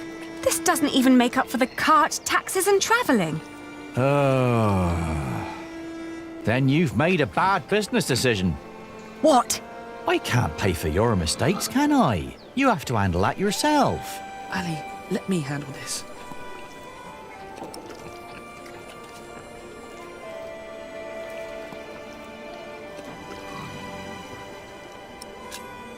My brother was stabbed twice to get here. Yes, and if it wasn't for my sister, I'd be dead.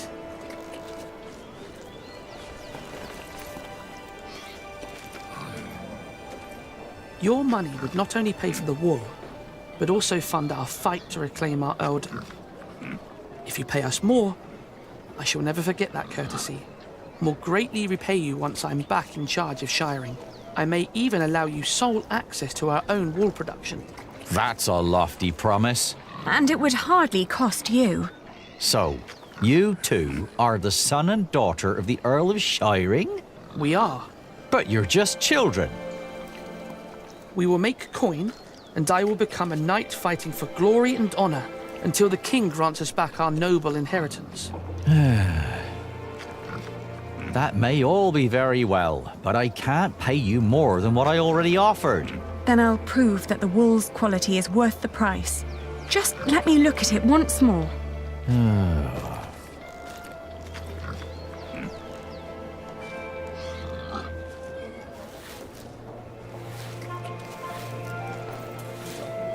Have you thought it over? Give me another minute to think. We've got to work out what signifies high quality. Maybe if we remember what the shepherd said. It's from a good breed of sheep, they said. What else?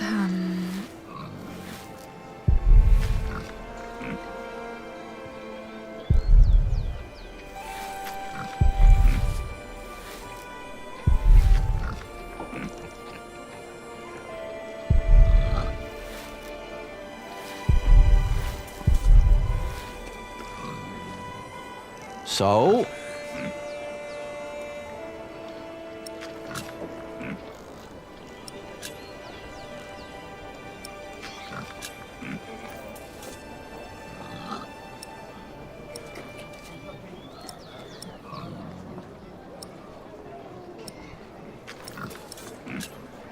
£1.10 per sack, then. As I told you before, my mistress gave me clear instructions. I can give you £1 and nothing more.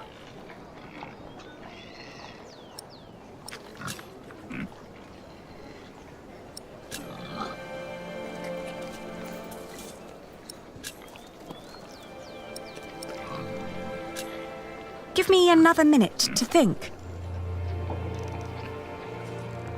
And other wool looks greasy, not ours. It's dry, light and soft. The wool is pretty strong too. It holds together well. That's all I remember. Yeah, me too.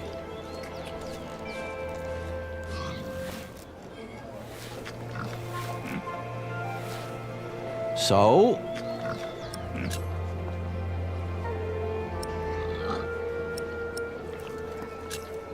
Some sheep produce brittle fibre, but this wool is strong. Its sheep had good, healthy lives. It's suitable for finer and durable fabrics. In this weather, some cartloads of wool would arrive damp. I made sure that this is dry and undamaged. It's light and easy to transport. And customers are hesitant to buy wet wool.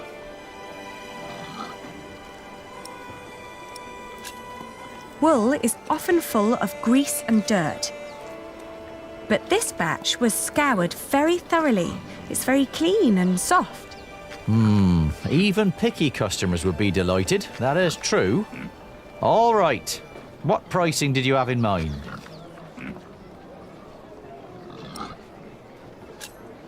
£1.60 per sack. Come on, that's close enough to £1. Just take the pound.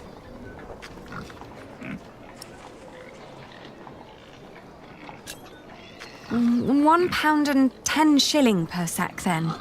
Well, tell you what, I'll give you £1.25 for every sack. You've brought up some good arguments. Your wool is exquisite. Of course it is. But not a penny more, all right? Yes, agreed. £1.25 it is. Very good. Just so you know, if my mistress gets angry, I'll have you tell her the same things you told me. Thank you for your business. We've done it, Ali. We've earned 60p for each sack. That's 5 shilling. A whole crown.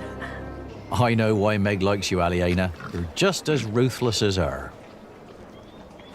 I must say, that was impressive. Can I help you? Forgive me, I didn't mean to barge in, but you are the Lady Aliena of Shiring, are you not? Yes, I am. And I'm Lord Richard, Earl Bartholomew's son. My name is Philip of Gwynedd. I am the Prior of Kingsbridge. Ah, I've heard of you. You helped a lot of people after the Hamleys attacked my father's castle. We only did what was right. I met your father. My father knew many people. Not all of them were his allies. I know. I'd like to invite you to come to Kingsbridge. Our own wool trade has fallen somewhat into neglect, God forgive, but we have plenty of sheep. I am sure we could come to an agreement. You want us to be merchants? You wouldn't work for me, you would work with me. I can see that you are not afraid of hard work. I don't know a single novice who would have been willing to pull a cart like that on his own. My friend, Brother Milius, would be delighted to speak with you. He always goes to markets for our priory. What do you say? I'll consider it. Please do consider my offer. You will be most welcome in Kingsbridge. It is the least I can do. Thank you, Father. Not much later, I found a home in Kingsbridge. I remember when I got there, there was Jack.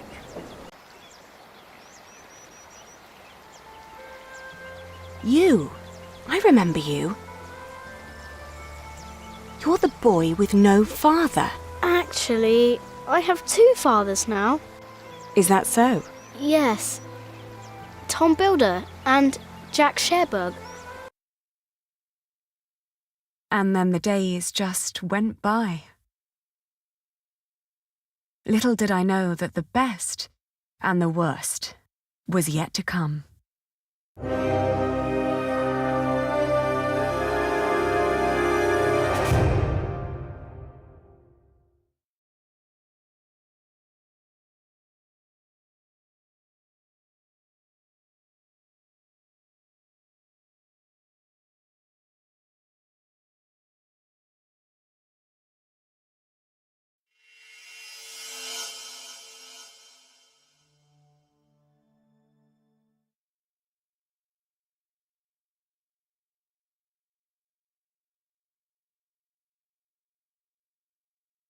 So, you have returned from Rome, Bishop Waleran. Yes, it was a very illuminating time.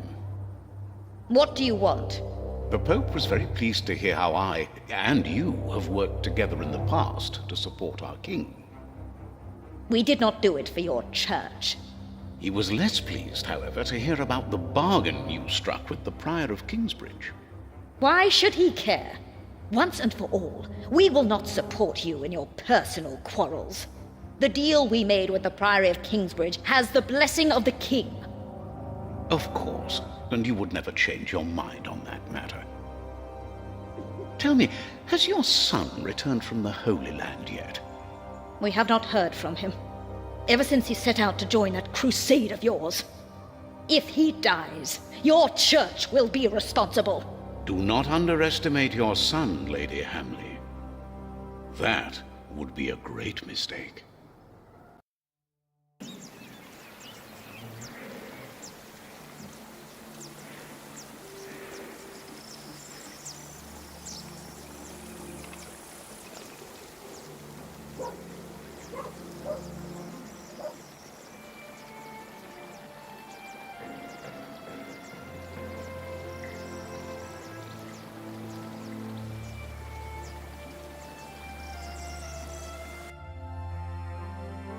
Not long now and you'll have a ceiling.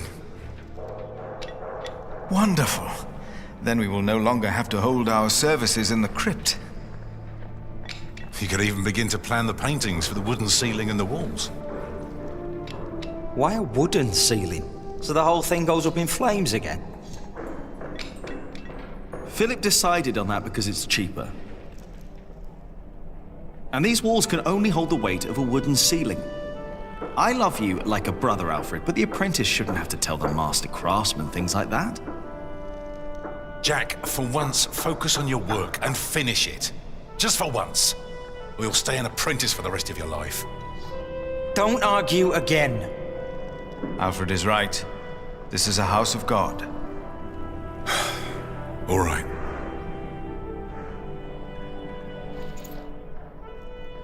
Now, where were we? You could start planning the paintings for the ceiling if you wish. Can we afford that at the moment? We are paying so many workers already. Father Philip, Tom Builder. Alfred. Ah, Aliena. How are you? I'll be moving my wool to Shiring today. The fleece fair starts tomorrow.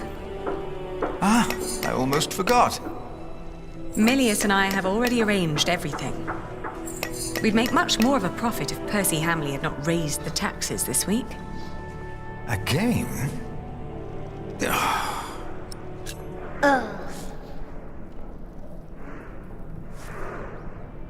Jonathan, you shouldn't wander off. Stay with us. Tom is right. You hear? He looks like a real monk. Omnius Pluvius, nomine patri amen. That sounds like Latin, but it's not quite right yet. We would not have to worry about this if we could sell our wool here on our market. The king would have to grant us a license for that. And the Hamleys wouldn't like that, I'm afraid. They want the taxes from the fair in Shiring. Don't worry, we'll make a good profit. It's a good year. We've never moved this much wool as it is.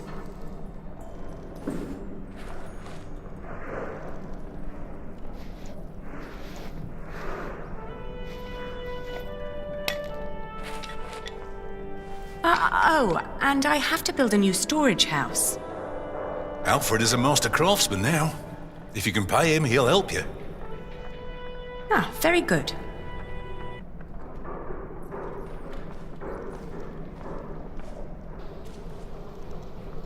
If she hadn't a business of her own, I'd hire her to work for me. She is something. She would make me a good wife. Hey!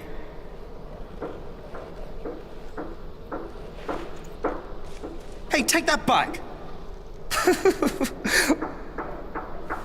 What? What did I say? For the last time, stop your quarreling! Philip, let's look at the plans again. There's a problem I have to discuss with you.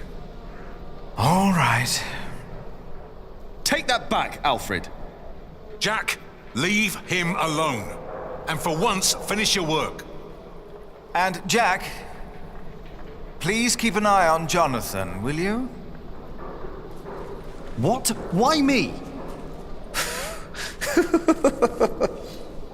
Finish your work, Jack.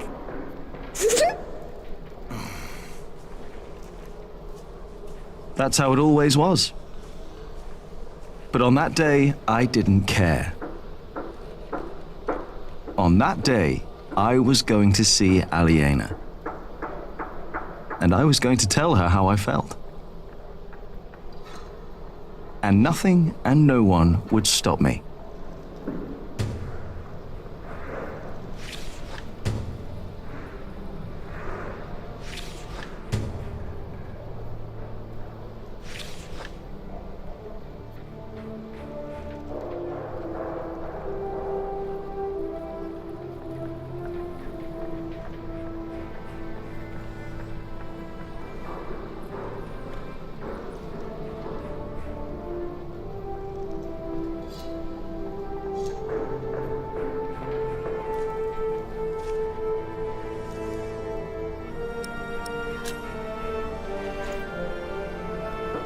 Time to get this done.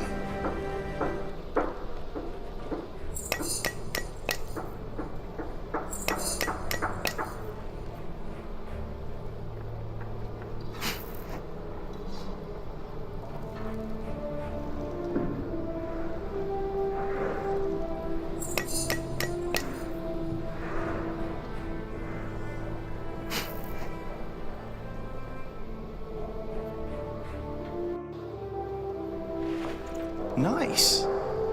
For some reason, I'm full of energy today. But the face still isn't right. I can never get the face right. I'm done for now. I just can't stand looking at it anymore. Oh, damn. Watch your tongue. I will. Damn. I need to get much better at this.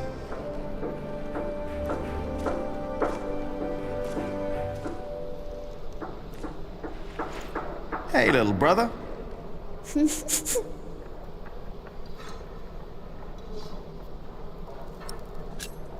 I hope you appreciate that I look out for you. I ate a beetle. Don't tell Philip, all right? It's our secret.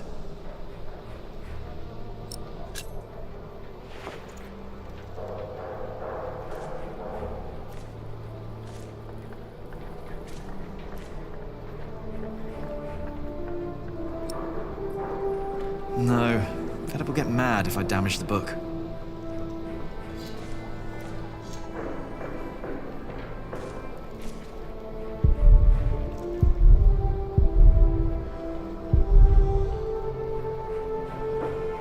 Right, the wall is already coming apart and Alfred wants to put a stone ceiling on top instead of a wooden one.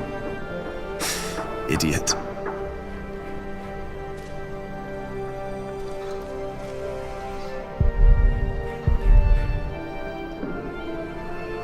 Hey up there! Hey down there!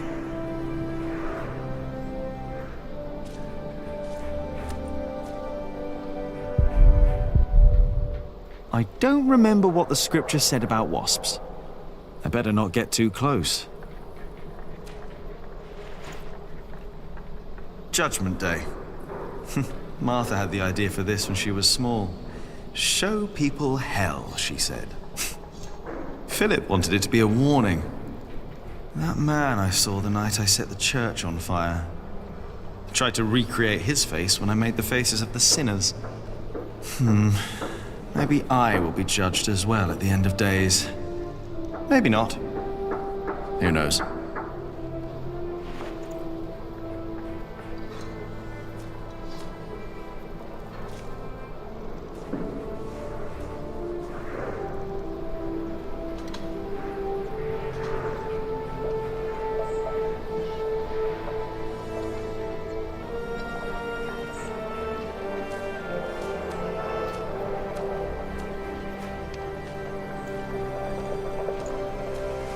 Jonathan, don't run off.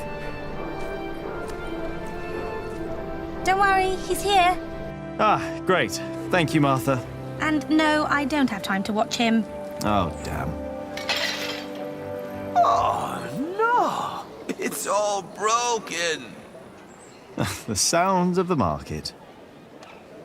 Shouldn't you be working, Jack? Maybe I should go before I buy anything. Watch where you go, will ya? Now it's come to that. Even the monks step on my chickens.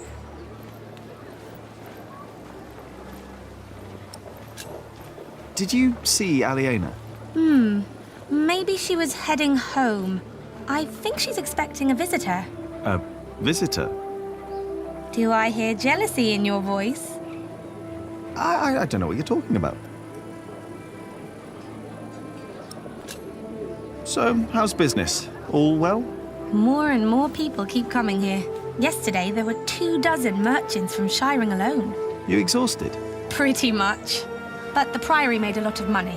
Seems the Earl just raised the taxes at his market, so they all came here instead. Now they've all returned to Shiring for the Fleece Fair. Is the Earl asking lower taxes at the Fleece Fair?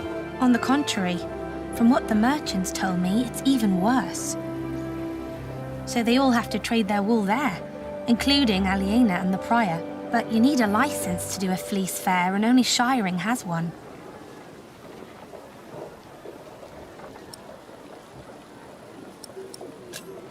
Aliena went home. Could be.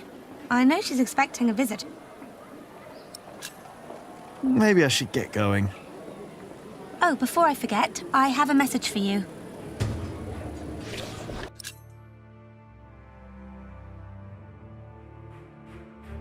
I think Ellen wants to talk to you about Popper. What's there to talk about? Tom doesn't believe I can be a builder. That's not true. That's what she wants to talk about. Popper knows what you can do. He told her. Oh, did he? Yes. He's complicated. He is. On days like this, you can almost get lost here.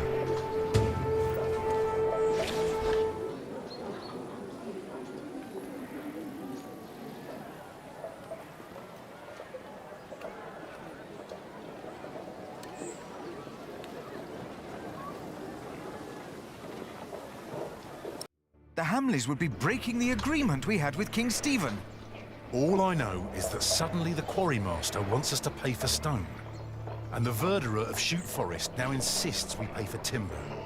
The verderer and the quarrymaster both claim that they act on orders from the Earl of Shiring. If our workers find out, they'll get nervous. And rightly so. Of course. This is a terrible problem. It is. But I can assure you that we will be safe for the next few weeks. I planned ahead for a case like this. You have? There are always bound to be shortages.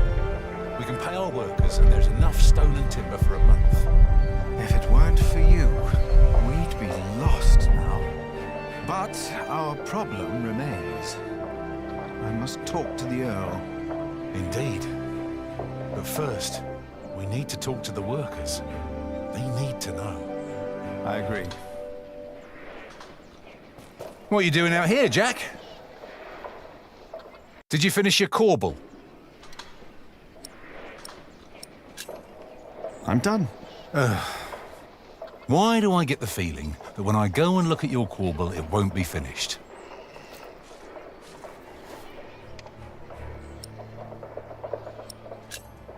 I'm doing my best, all right? If you would let me do more than just the statues. You need to focus on the task at hand. I can do much more than stone carving, and you know it. We can't always get what we want. Alfred can. Jack, please. We have much bigger problems to solve right now. The Earl of Shiring has stopped supporting us. If we don't do anything about it, we'll have to send the workers away. We'll have to stop building the cathedral. I will talk to Percy Hamley. And if he won't see me, I will talk to the king, or this will be the end of Kingsbridge. Can I help you? Yes, by doing as you're told. Do your job, and only your job. And leave Alfred alone.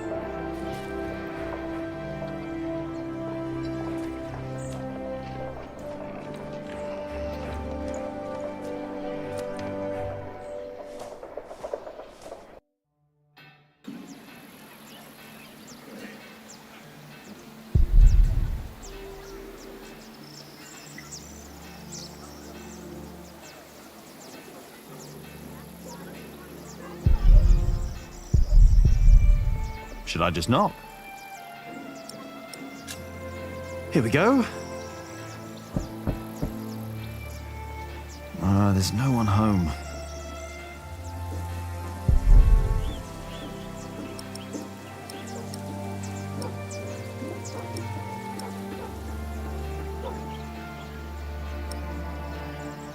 Aliena's not there. Wonder where she is.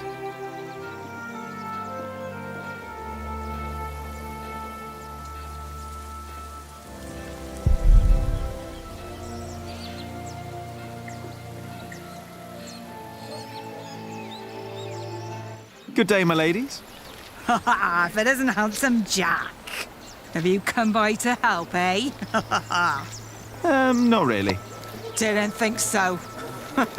After a day your hands start bleeding. Piss and salt in the water will do that. Piss? Only way to get the grease and dirt from the wall. We can use a coin, but there's only so much pain you can take. Sooner or later, Aliena will have to look someplace else for fullers. I will find a way to help you with your hands. Well, it's a start. Then maybe you should get back to work as well. I'm just taking a break, all right?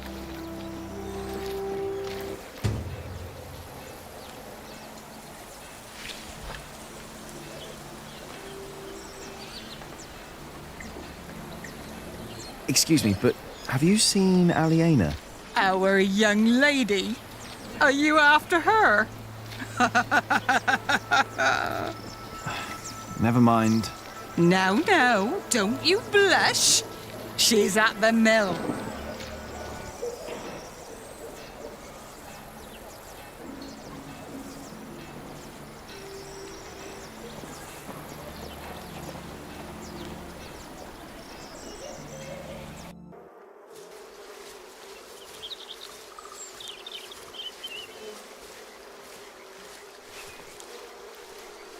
Don't always run off, Jonathan, or I'll get in trouble with...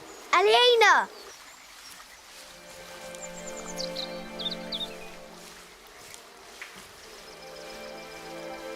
Yes? Do you mind if we sit here? Of course not.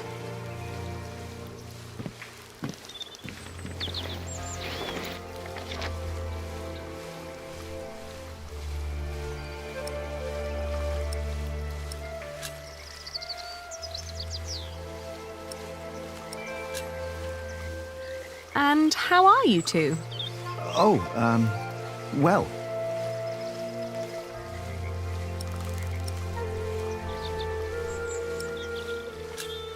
Shouldn't you be working, Jack Builder? Us? No, as it happens, my young friend here is a bit disgruntled with his superiors and needed a break. Oh, is that so?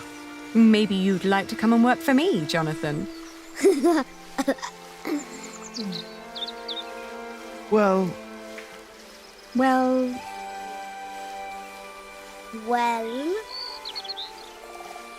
Jonathan! He's here!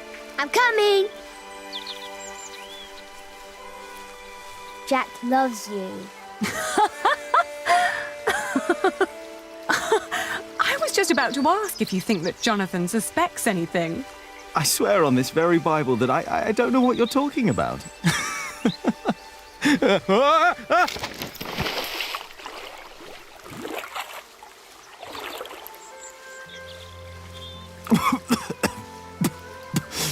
Cold. Cold. Oh, I lost my Bible. Shit. I'm sorry, but no bad deed goes unpunished. But we haven't done anything bad. Yet. You burned down the cathedral.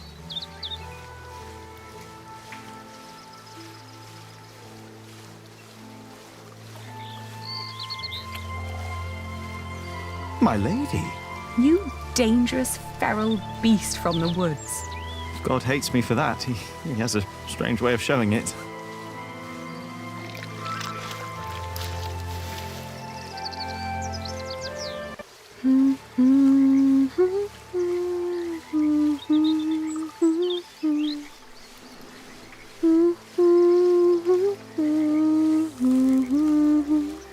You remembered it? You sang it the first time when we sat here together. You were dangling your feet in the brook, lost in thought. Just like today. Why can't it always be like this, Jack? I know what you mean. I hate pretending that I don't love you. Then don't. Jack. I know.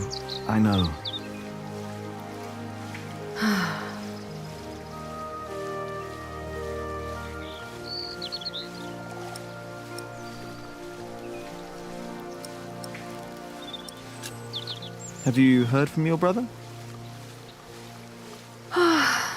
The war never ends, and he always needs more money. And I pay him to fight for the man who killed our father. King Stephen, to get the earldom back from him. Yes. But you know, I don't even want that. Everything I've built here, what we have, I have all that because I'm not my father's daughter anymore. I'm afraid that if Richard becomes Earl, I'll lose much more than the money he's wasting now.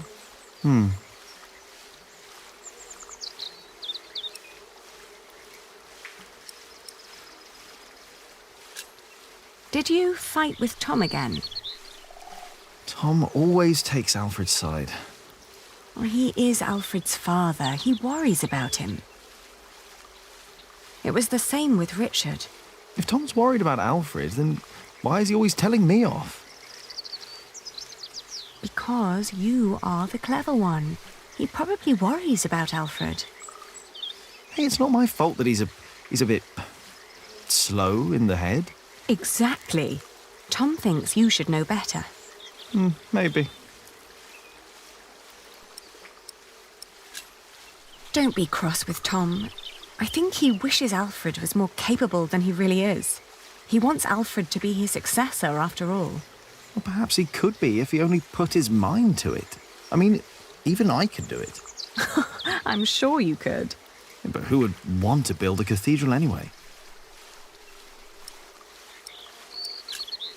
Your father meant well. I'm sure he did. Did he? He never loved anyone. Not even my mother. It was not my fault we lost the earldom. It's not my responsibility. How could Father make me swear that oath? Were you still Philip insists. Oh, don't worry. Oh, maybe I should become a monk. Oh, but you aren't allowed to kiss monks. I shall love you like a brother, then. Yeah, that's not funny. Say, what was that book called you told me about last time we met? The Amores by Ovid. I've only heard about it from a travelling scholar. The title sounds promising. Yeah, but maybe it's not as interesting as we think. Let's find out. I'll ask around Kingsbridge and see what I can find. All right.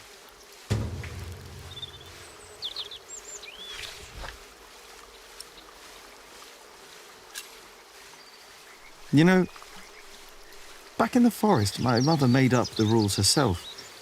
But they all made sense somehow. Here, everything is... It's complicated. I know. Rules everywhere.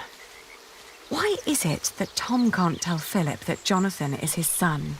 He's so happy when he's around Jonathan. Tom's rules. And Philip's, probably. Tom believes he has lost the right to be Jonathan's father, as he gave up on him when he was born. That's what Martha said.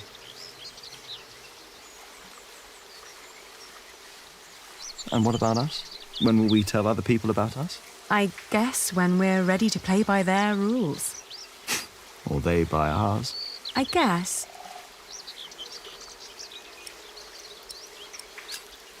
It's like trading wool. Is it?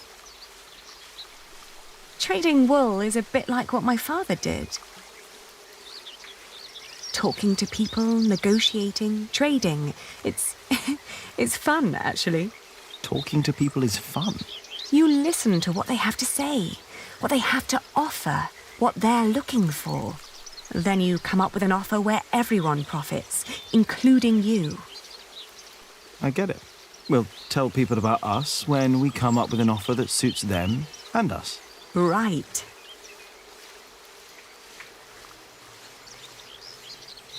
And you should try to remember why Tom and Philip keep nagging you.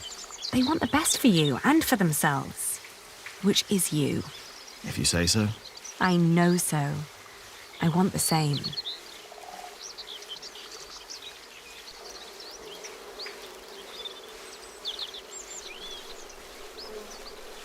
One day we'll tell everyone everything about us, Ali. All of them. Maybe not everything, Jack Builder. Oh.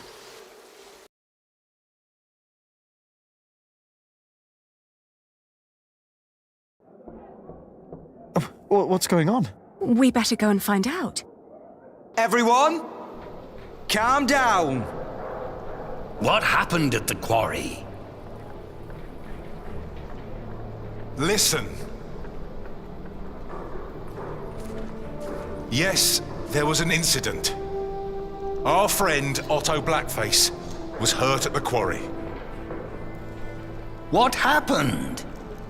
The Earl of Shiring had his men stop us from taking stone from the quarries and timber from the forest.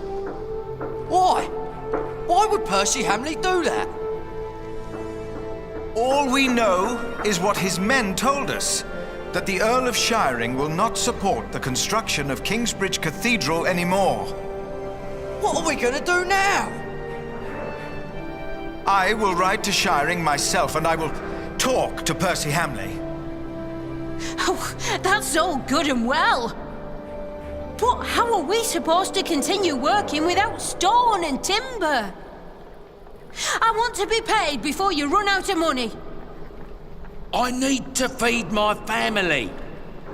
Calm down. You heard the Prior. He will talk to the Earl himself. And I've planned ahead for a day like this.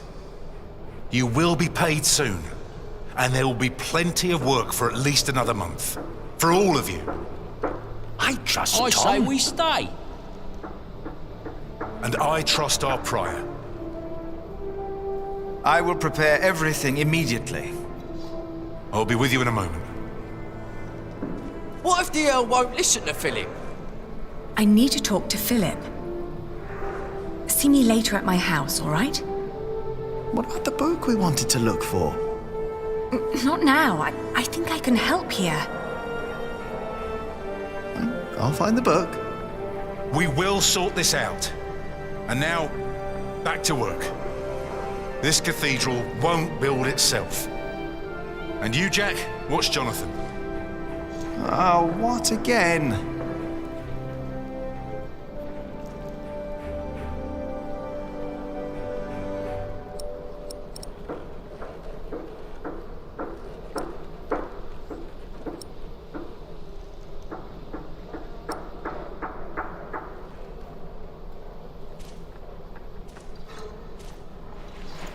Everything all right, Jonathan?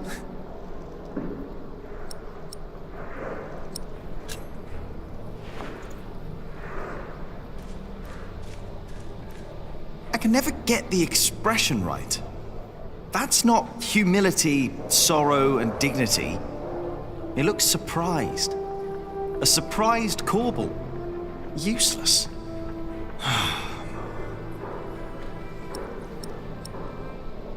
I'm done for now. I just can't stand looking at it anymore.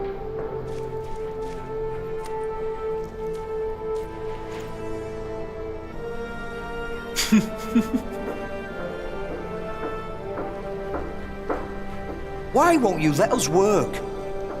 Don't you know how serious the situation in Kingsbridge is right now?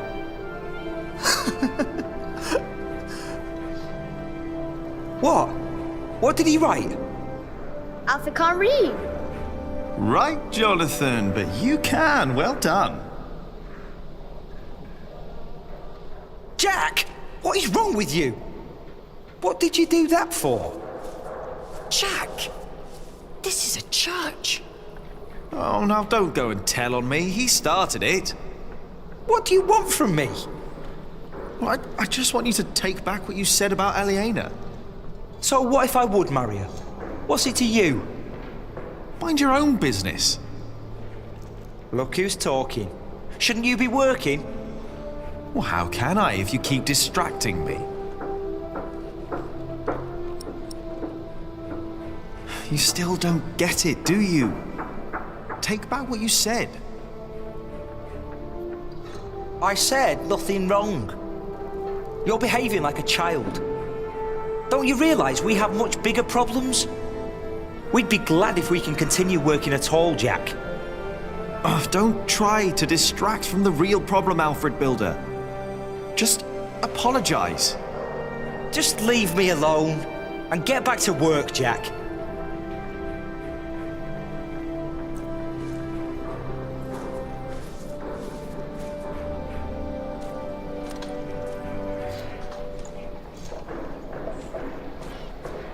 I will do everything in my power to make sure you are paid.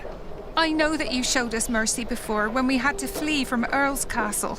My husband has worked here ever since, and we would like to be close to Our Lady Aliena, but we have no choice. Oh, Mary. The same goes for us, Mary. We all owe Philip much. I trust you, Father, but I risk my neck up there every day. My wife is right. If you can't pay, we'll have to move on. Kingsbridge is our home. I don't want to leave. Let me think of something. Maybe there's a way we can pay your workers early, Philip.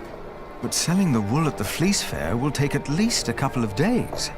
I'm sorry, but me and the other workers can't wait that long. Not now that everything is so unsure. Trust me, Philip. I'll think of something. Jack! I saw your corbel.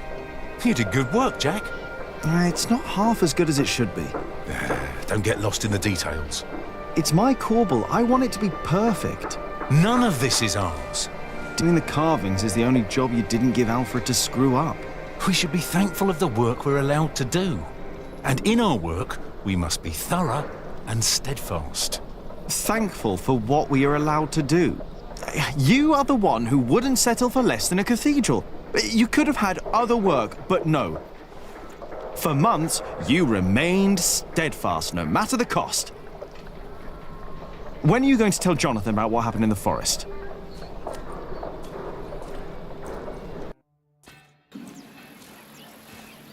Ah, shouldn't have said that about Jonathan. Damn it.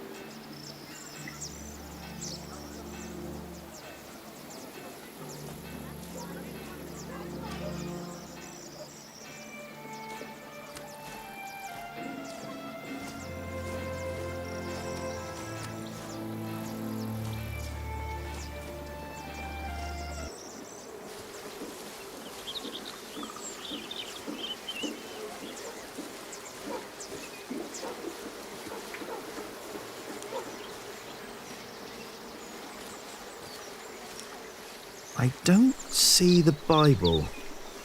Even if I could find it, I doubt it would still be legible.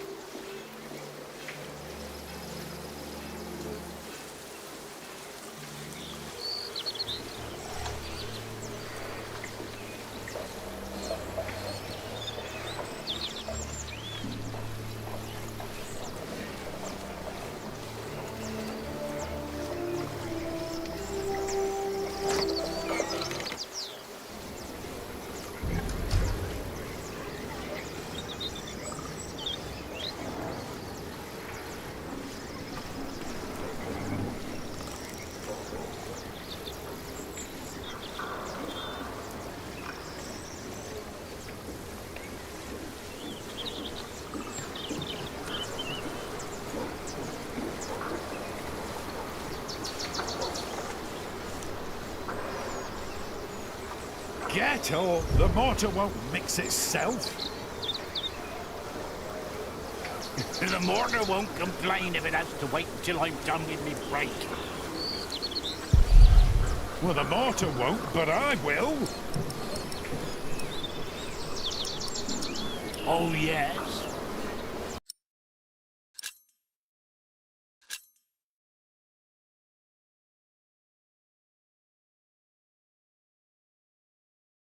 Did I complain when you disappeared for the better part of the morning? That's none of your business. Now get to work.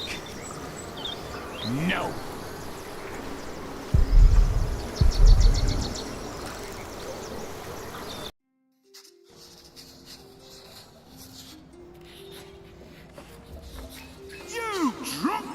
bastard! You pushy fat oaf! Don't be distracted by what is going on outside. No surprise, Regis. Get off, the mortar won't mix it. The two have been quarreling the whole morning. I wonder what their problem is. The mortar won't complain if it has to wait until I'm done with me break. What are you doing in the scriptorium? I wanted to have a look at your books. Is that so? No. Everyone, listen up. Is the work of a scribe not to copy text and scripture? It is, Sir Prior Remigius. Yes, Sir Prior Remigius. Yes, Sir Prior Remigius. And is it not the task of illuminators to illuminate these texts with pictures and color? It is, Sir Prior It Remigius. is, Sir Prior Remigius. Yes, Sir Prior Remigius. And what do you think is Build? Working on the construction site. Carving statues and ornaments. Building I think. things. I'm not exactly sure what it is either. But it is not distracting our scribes and illuminators. I do not know what Prior Philip sees in you, Jack. Now get to work. Now, go back to your work and do not disturb us again.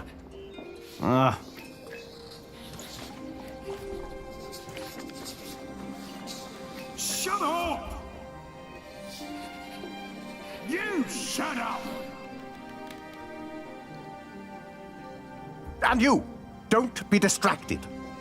No, No, Sir Prior Remigius. Remigius.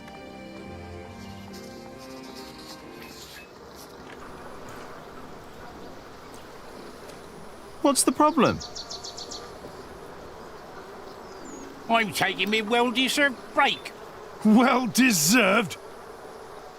You deserve a good kicking, you lazy drunk. Better a drunk than a bearded bastard. Come on then, kick me. Show me what you got. Please, this is leading nowhere. Think for a moment what other people would do. What? Who?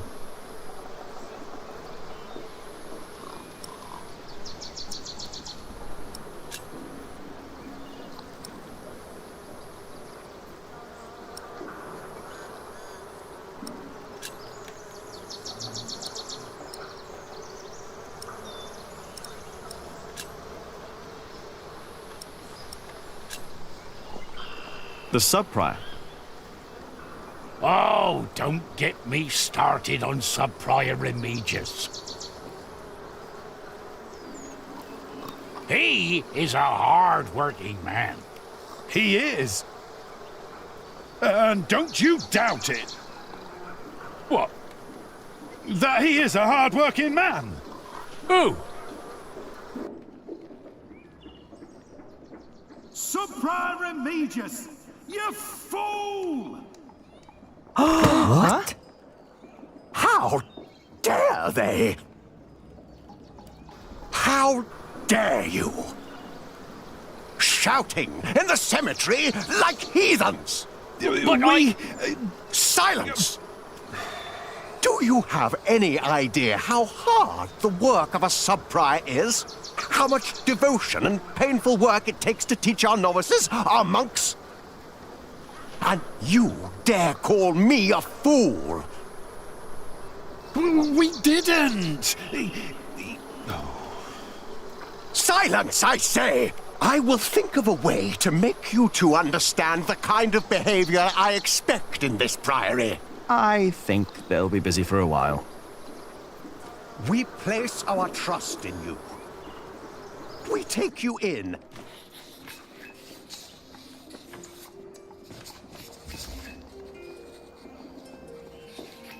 There are many I've not read. Most of them, actually. If only I had more time to read. What is it that you're working on? I'm copying pages of the book Prior. I didn't know he wrote a book. Not many know it. After his experience with Bishop Waleran, he's... Eudicia Clery? Yes. In the past, there were many cruel tests that were made to discover whether a man was guilty or not. The Lord was to judge them. These ordeals were called Judicium Dei, the judgment of... Some had to hold burning, some were burned, and if they were innocent... There'd be no martyrs if that were true. Yes. The prior wants these horrible ordeals to become a thing of the past. But I heard of saints that survived. True. However, Prior Philip believes these were but judgments of the... Judicia Cleri. Yes! Stories and fake ordeals to redeem friends. Fake miracle. Ooh, that sounds like Philip is asking for trouble. Whoever is accused of fakery and... But we believe Philip is right. This is the 2nd millennium. We must finally learn from past mistakes.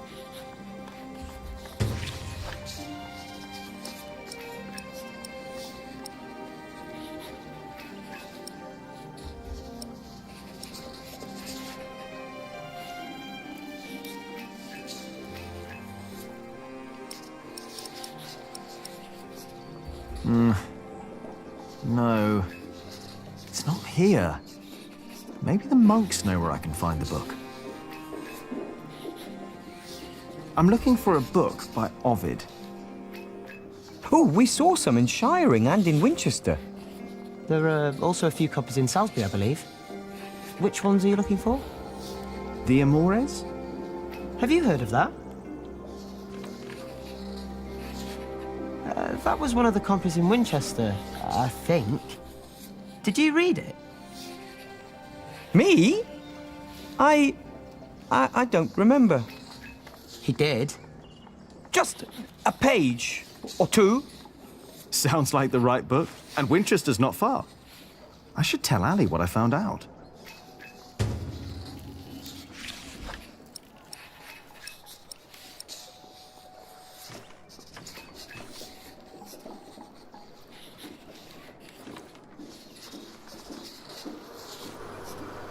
And this is how you thank us?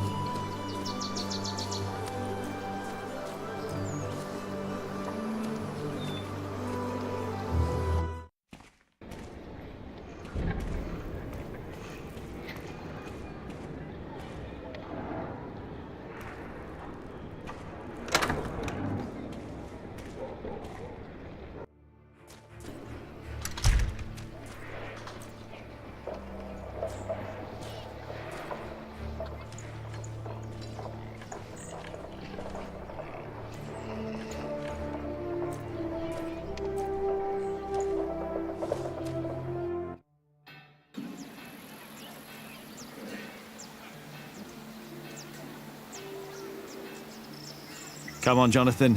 Let's tell Ali what I found out.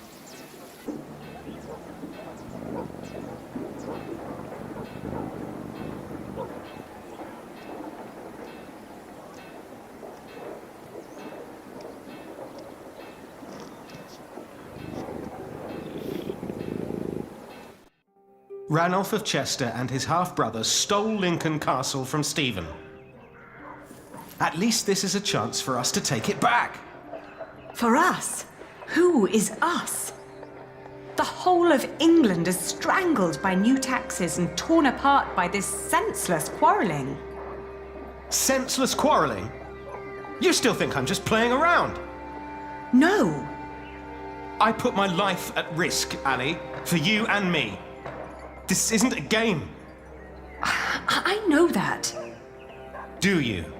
It's an honor to be one of the King's Knights. An honor that costs a lot of money. Oh, now you broke it, Jonathan. There's someone at the door. I'll be right back.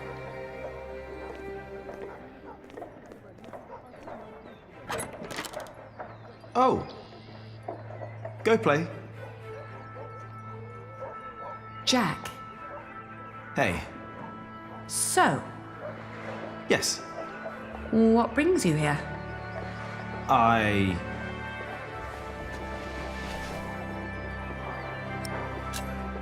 Do you have a visitor? Are you jealous? Everything all right there? Yes, it will just take a minute. Sorry, but my brother is waiting. He has to ride back to Shiring soon. Ah, I see. All right. I just wanted to tell you that I found out about the book. What book? Oh, Ovid. You were still looking for that. Of course. Why wouldn't I? I don't know. It just feels like there are so many problems right now at the construction site. That reminds me. Could you tell Philip that I've come up with an idea how he can pay the workers? Oh. How? I'll buy up all of his wool and sell it on the fleece fair myself. But I need to go to Shiring first and get the money. All right. I'll tell him. By the way, they have a copy of the Amores in Winchester. Oh? I think I know someone who might be able to get it. But first we need to make sure Philip gets his money and talks to Percy. Who?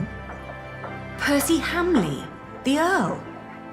Percy Hamley, the fat oaf. Congratulations! Everybody heard you. So what? They're all bastards. I think I should be going. Ah, all right. See you later, Jack? Of course. Bastards.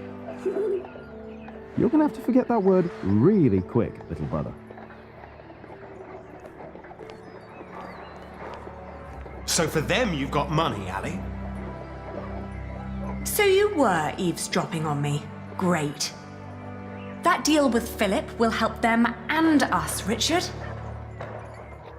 Robert of Gloucester is advancing on Lincoln as we speak. Tomorrow we will ride from Shiring. And what I need from you is money for a new sword and a gambeson. And I want my shield painted in Stephen's colours. Is this leading anywhere, Richard?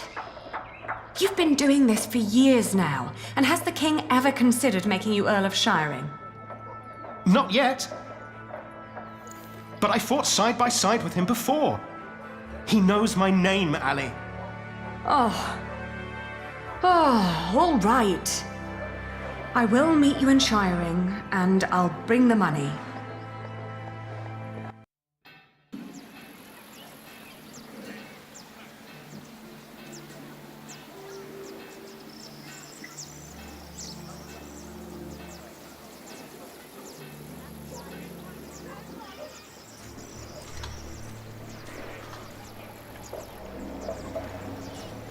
Father Philip. Yes? Aliena says you can pay your workers. She has enough money to buy up all the Priory's wool and sell it in Shiring. And that way, you get your money earlier. Really? But you have to accompany her to Shiring. She has to fetch the money first. The sooner the better. I have to talk to Percy Hamley anyway. Thank you, Jack. Now you better get back to work. Tom wanted to talk to you.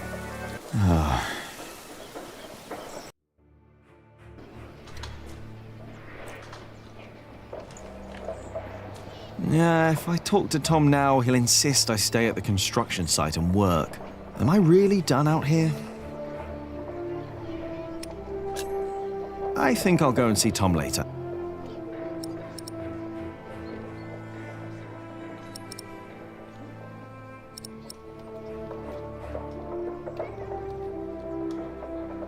Yeah, if I talk to Tom, am I really done out?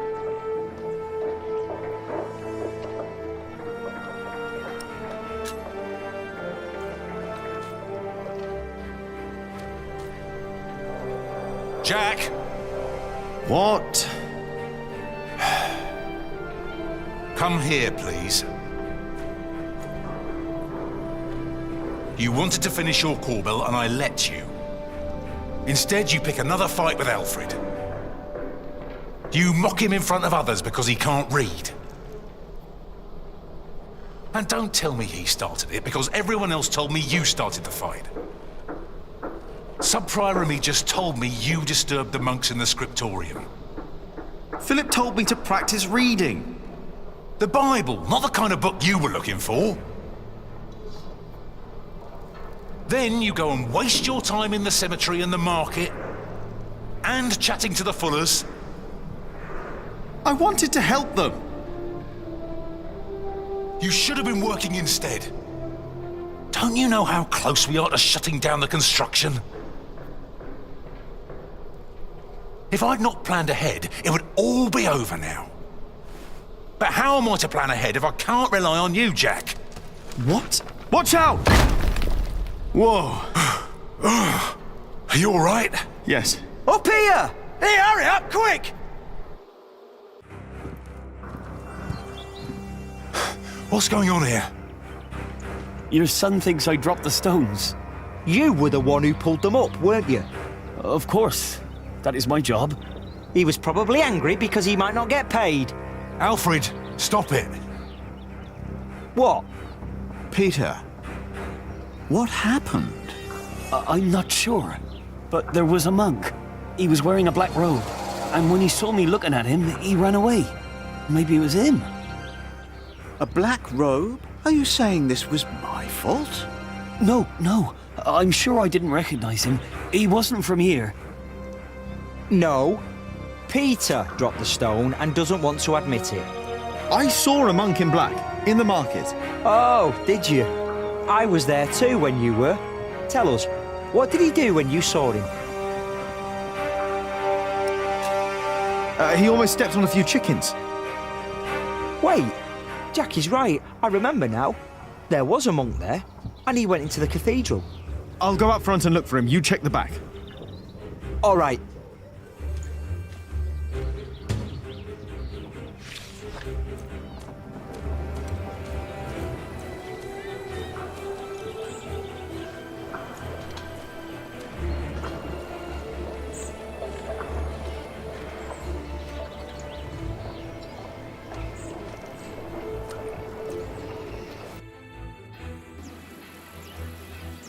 Where did he go?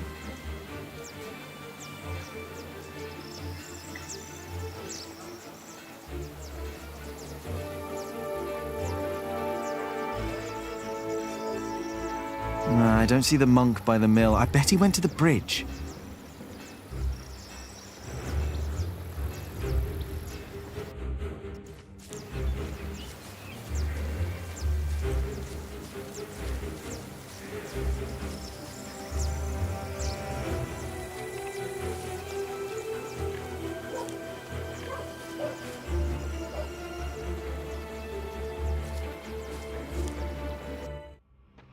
Hey, you! Hey!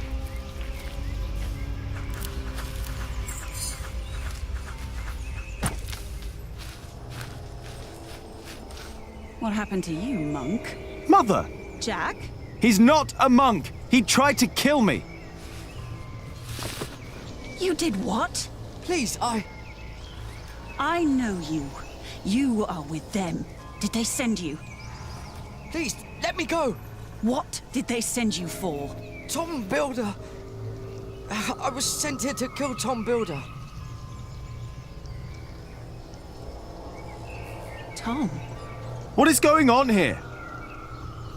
Take heed. I know you. I know your face. Tell them that you succeeded. Tell them that Tom Builder is dead. But... Tell them, or I will find you. Yes. Speak up, or I'll put a curse on you. I will tell them what you ask. Please.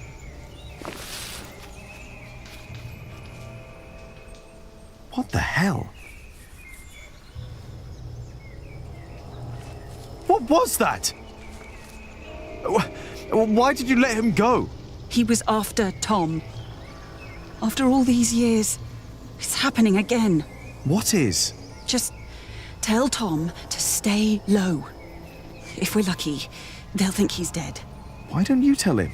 I'm the reason they're trying to kill him. It's my fault. What? We should never have come to Kingsbridge, Jack.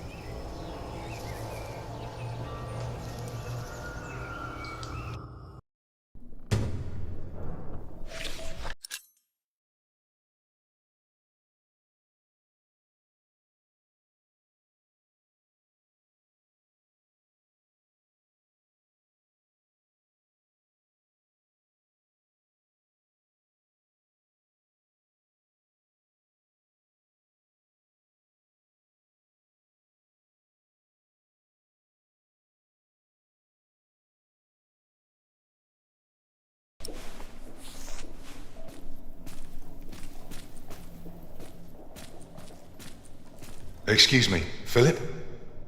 Philip? I'm sorry. Is everything all right? I was just thinking about my brother. What is it? Aliena is ready to go to Shiring with you. Then I must not keep her waiting.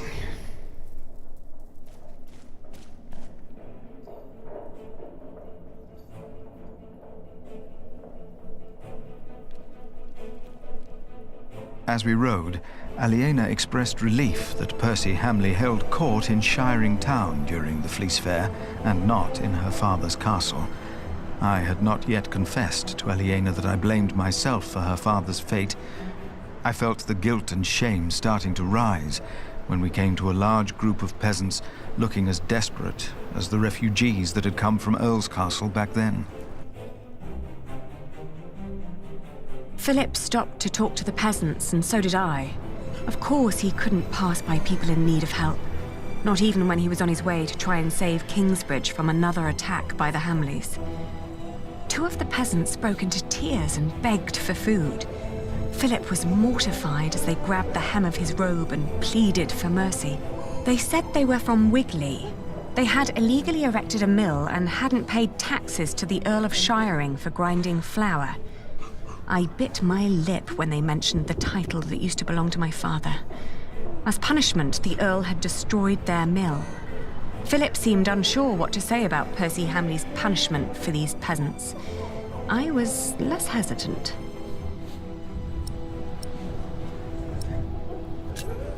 I asked why they'd built an illegal mill. The peasants told us that milling taxes had doubled in their village. The peasants shouted and cried that the Earl had also burnt their fields, destroyed their houses, and taken their livestock from them. A few of them had even been killed. Philip told them to go to Kingsbridge for food. As we rode on, he said nothing. Maybe he had begun to lose hope that he would ever solve his problems with the Earl in Shiring.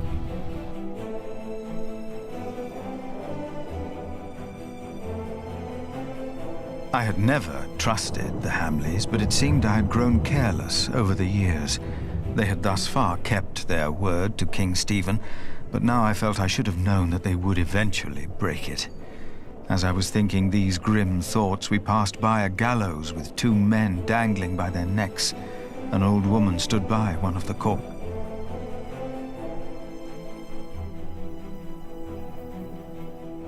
The old woman looked at us like a cornered animal. Philip demanded to know what had happened. She cackled and shook her head. She continued looking through the dead men's clothes. She'd already taken off their shoes and found a couple of coins on one of the corpses. Only now I realized that someone had tied foxtails to the corpses. Their hands had been cut off and their faces were burnt. I asked with a stern voice what had happened to the men. The old woman cackled and said that they had played with fire. When Philip asked that she should, by God, answer my question, she became serious. She told him that these men were poachers caught by the Earl's men hunting in his forests. Philip rode on, and when I caught up with him, I could see that now, more than ever, he was determined to talk to Percy Hamley.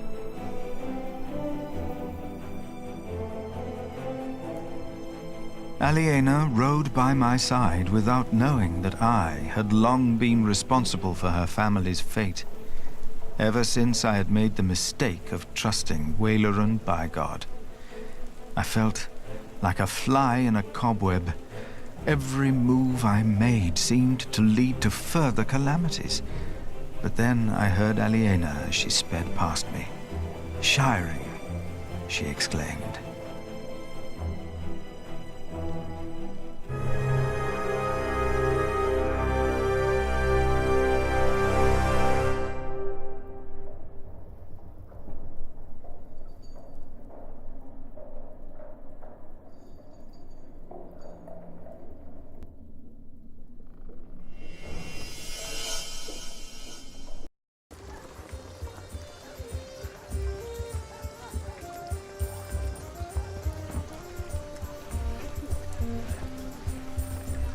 This is him. A face like that never changes. If anyone can get you an audience with the Earl, it's Sheriff Eustace. I hope Percy Hamley will show more understanding with us than he did with the people of Wigley.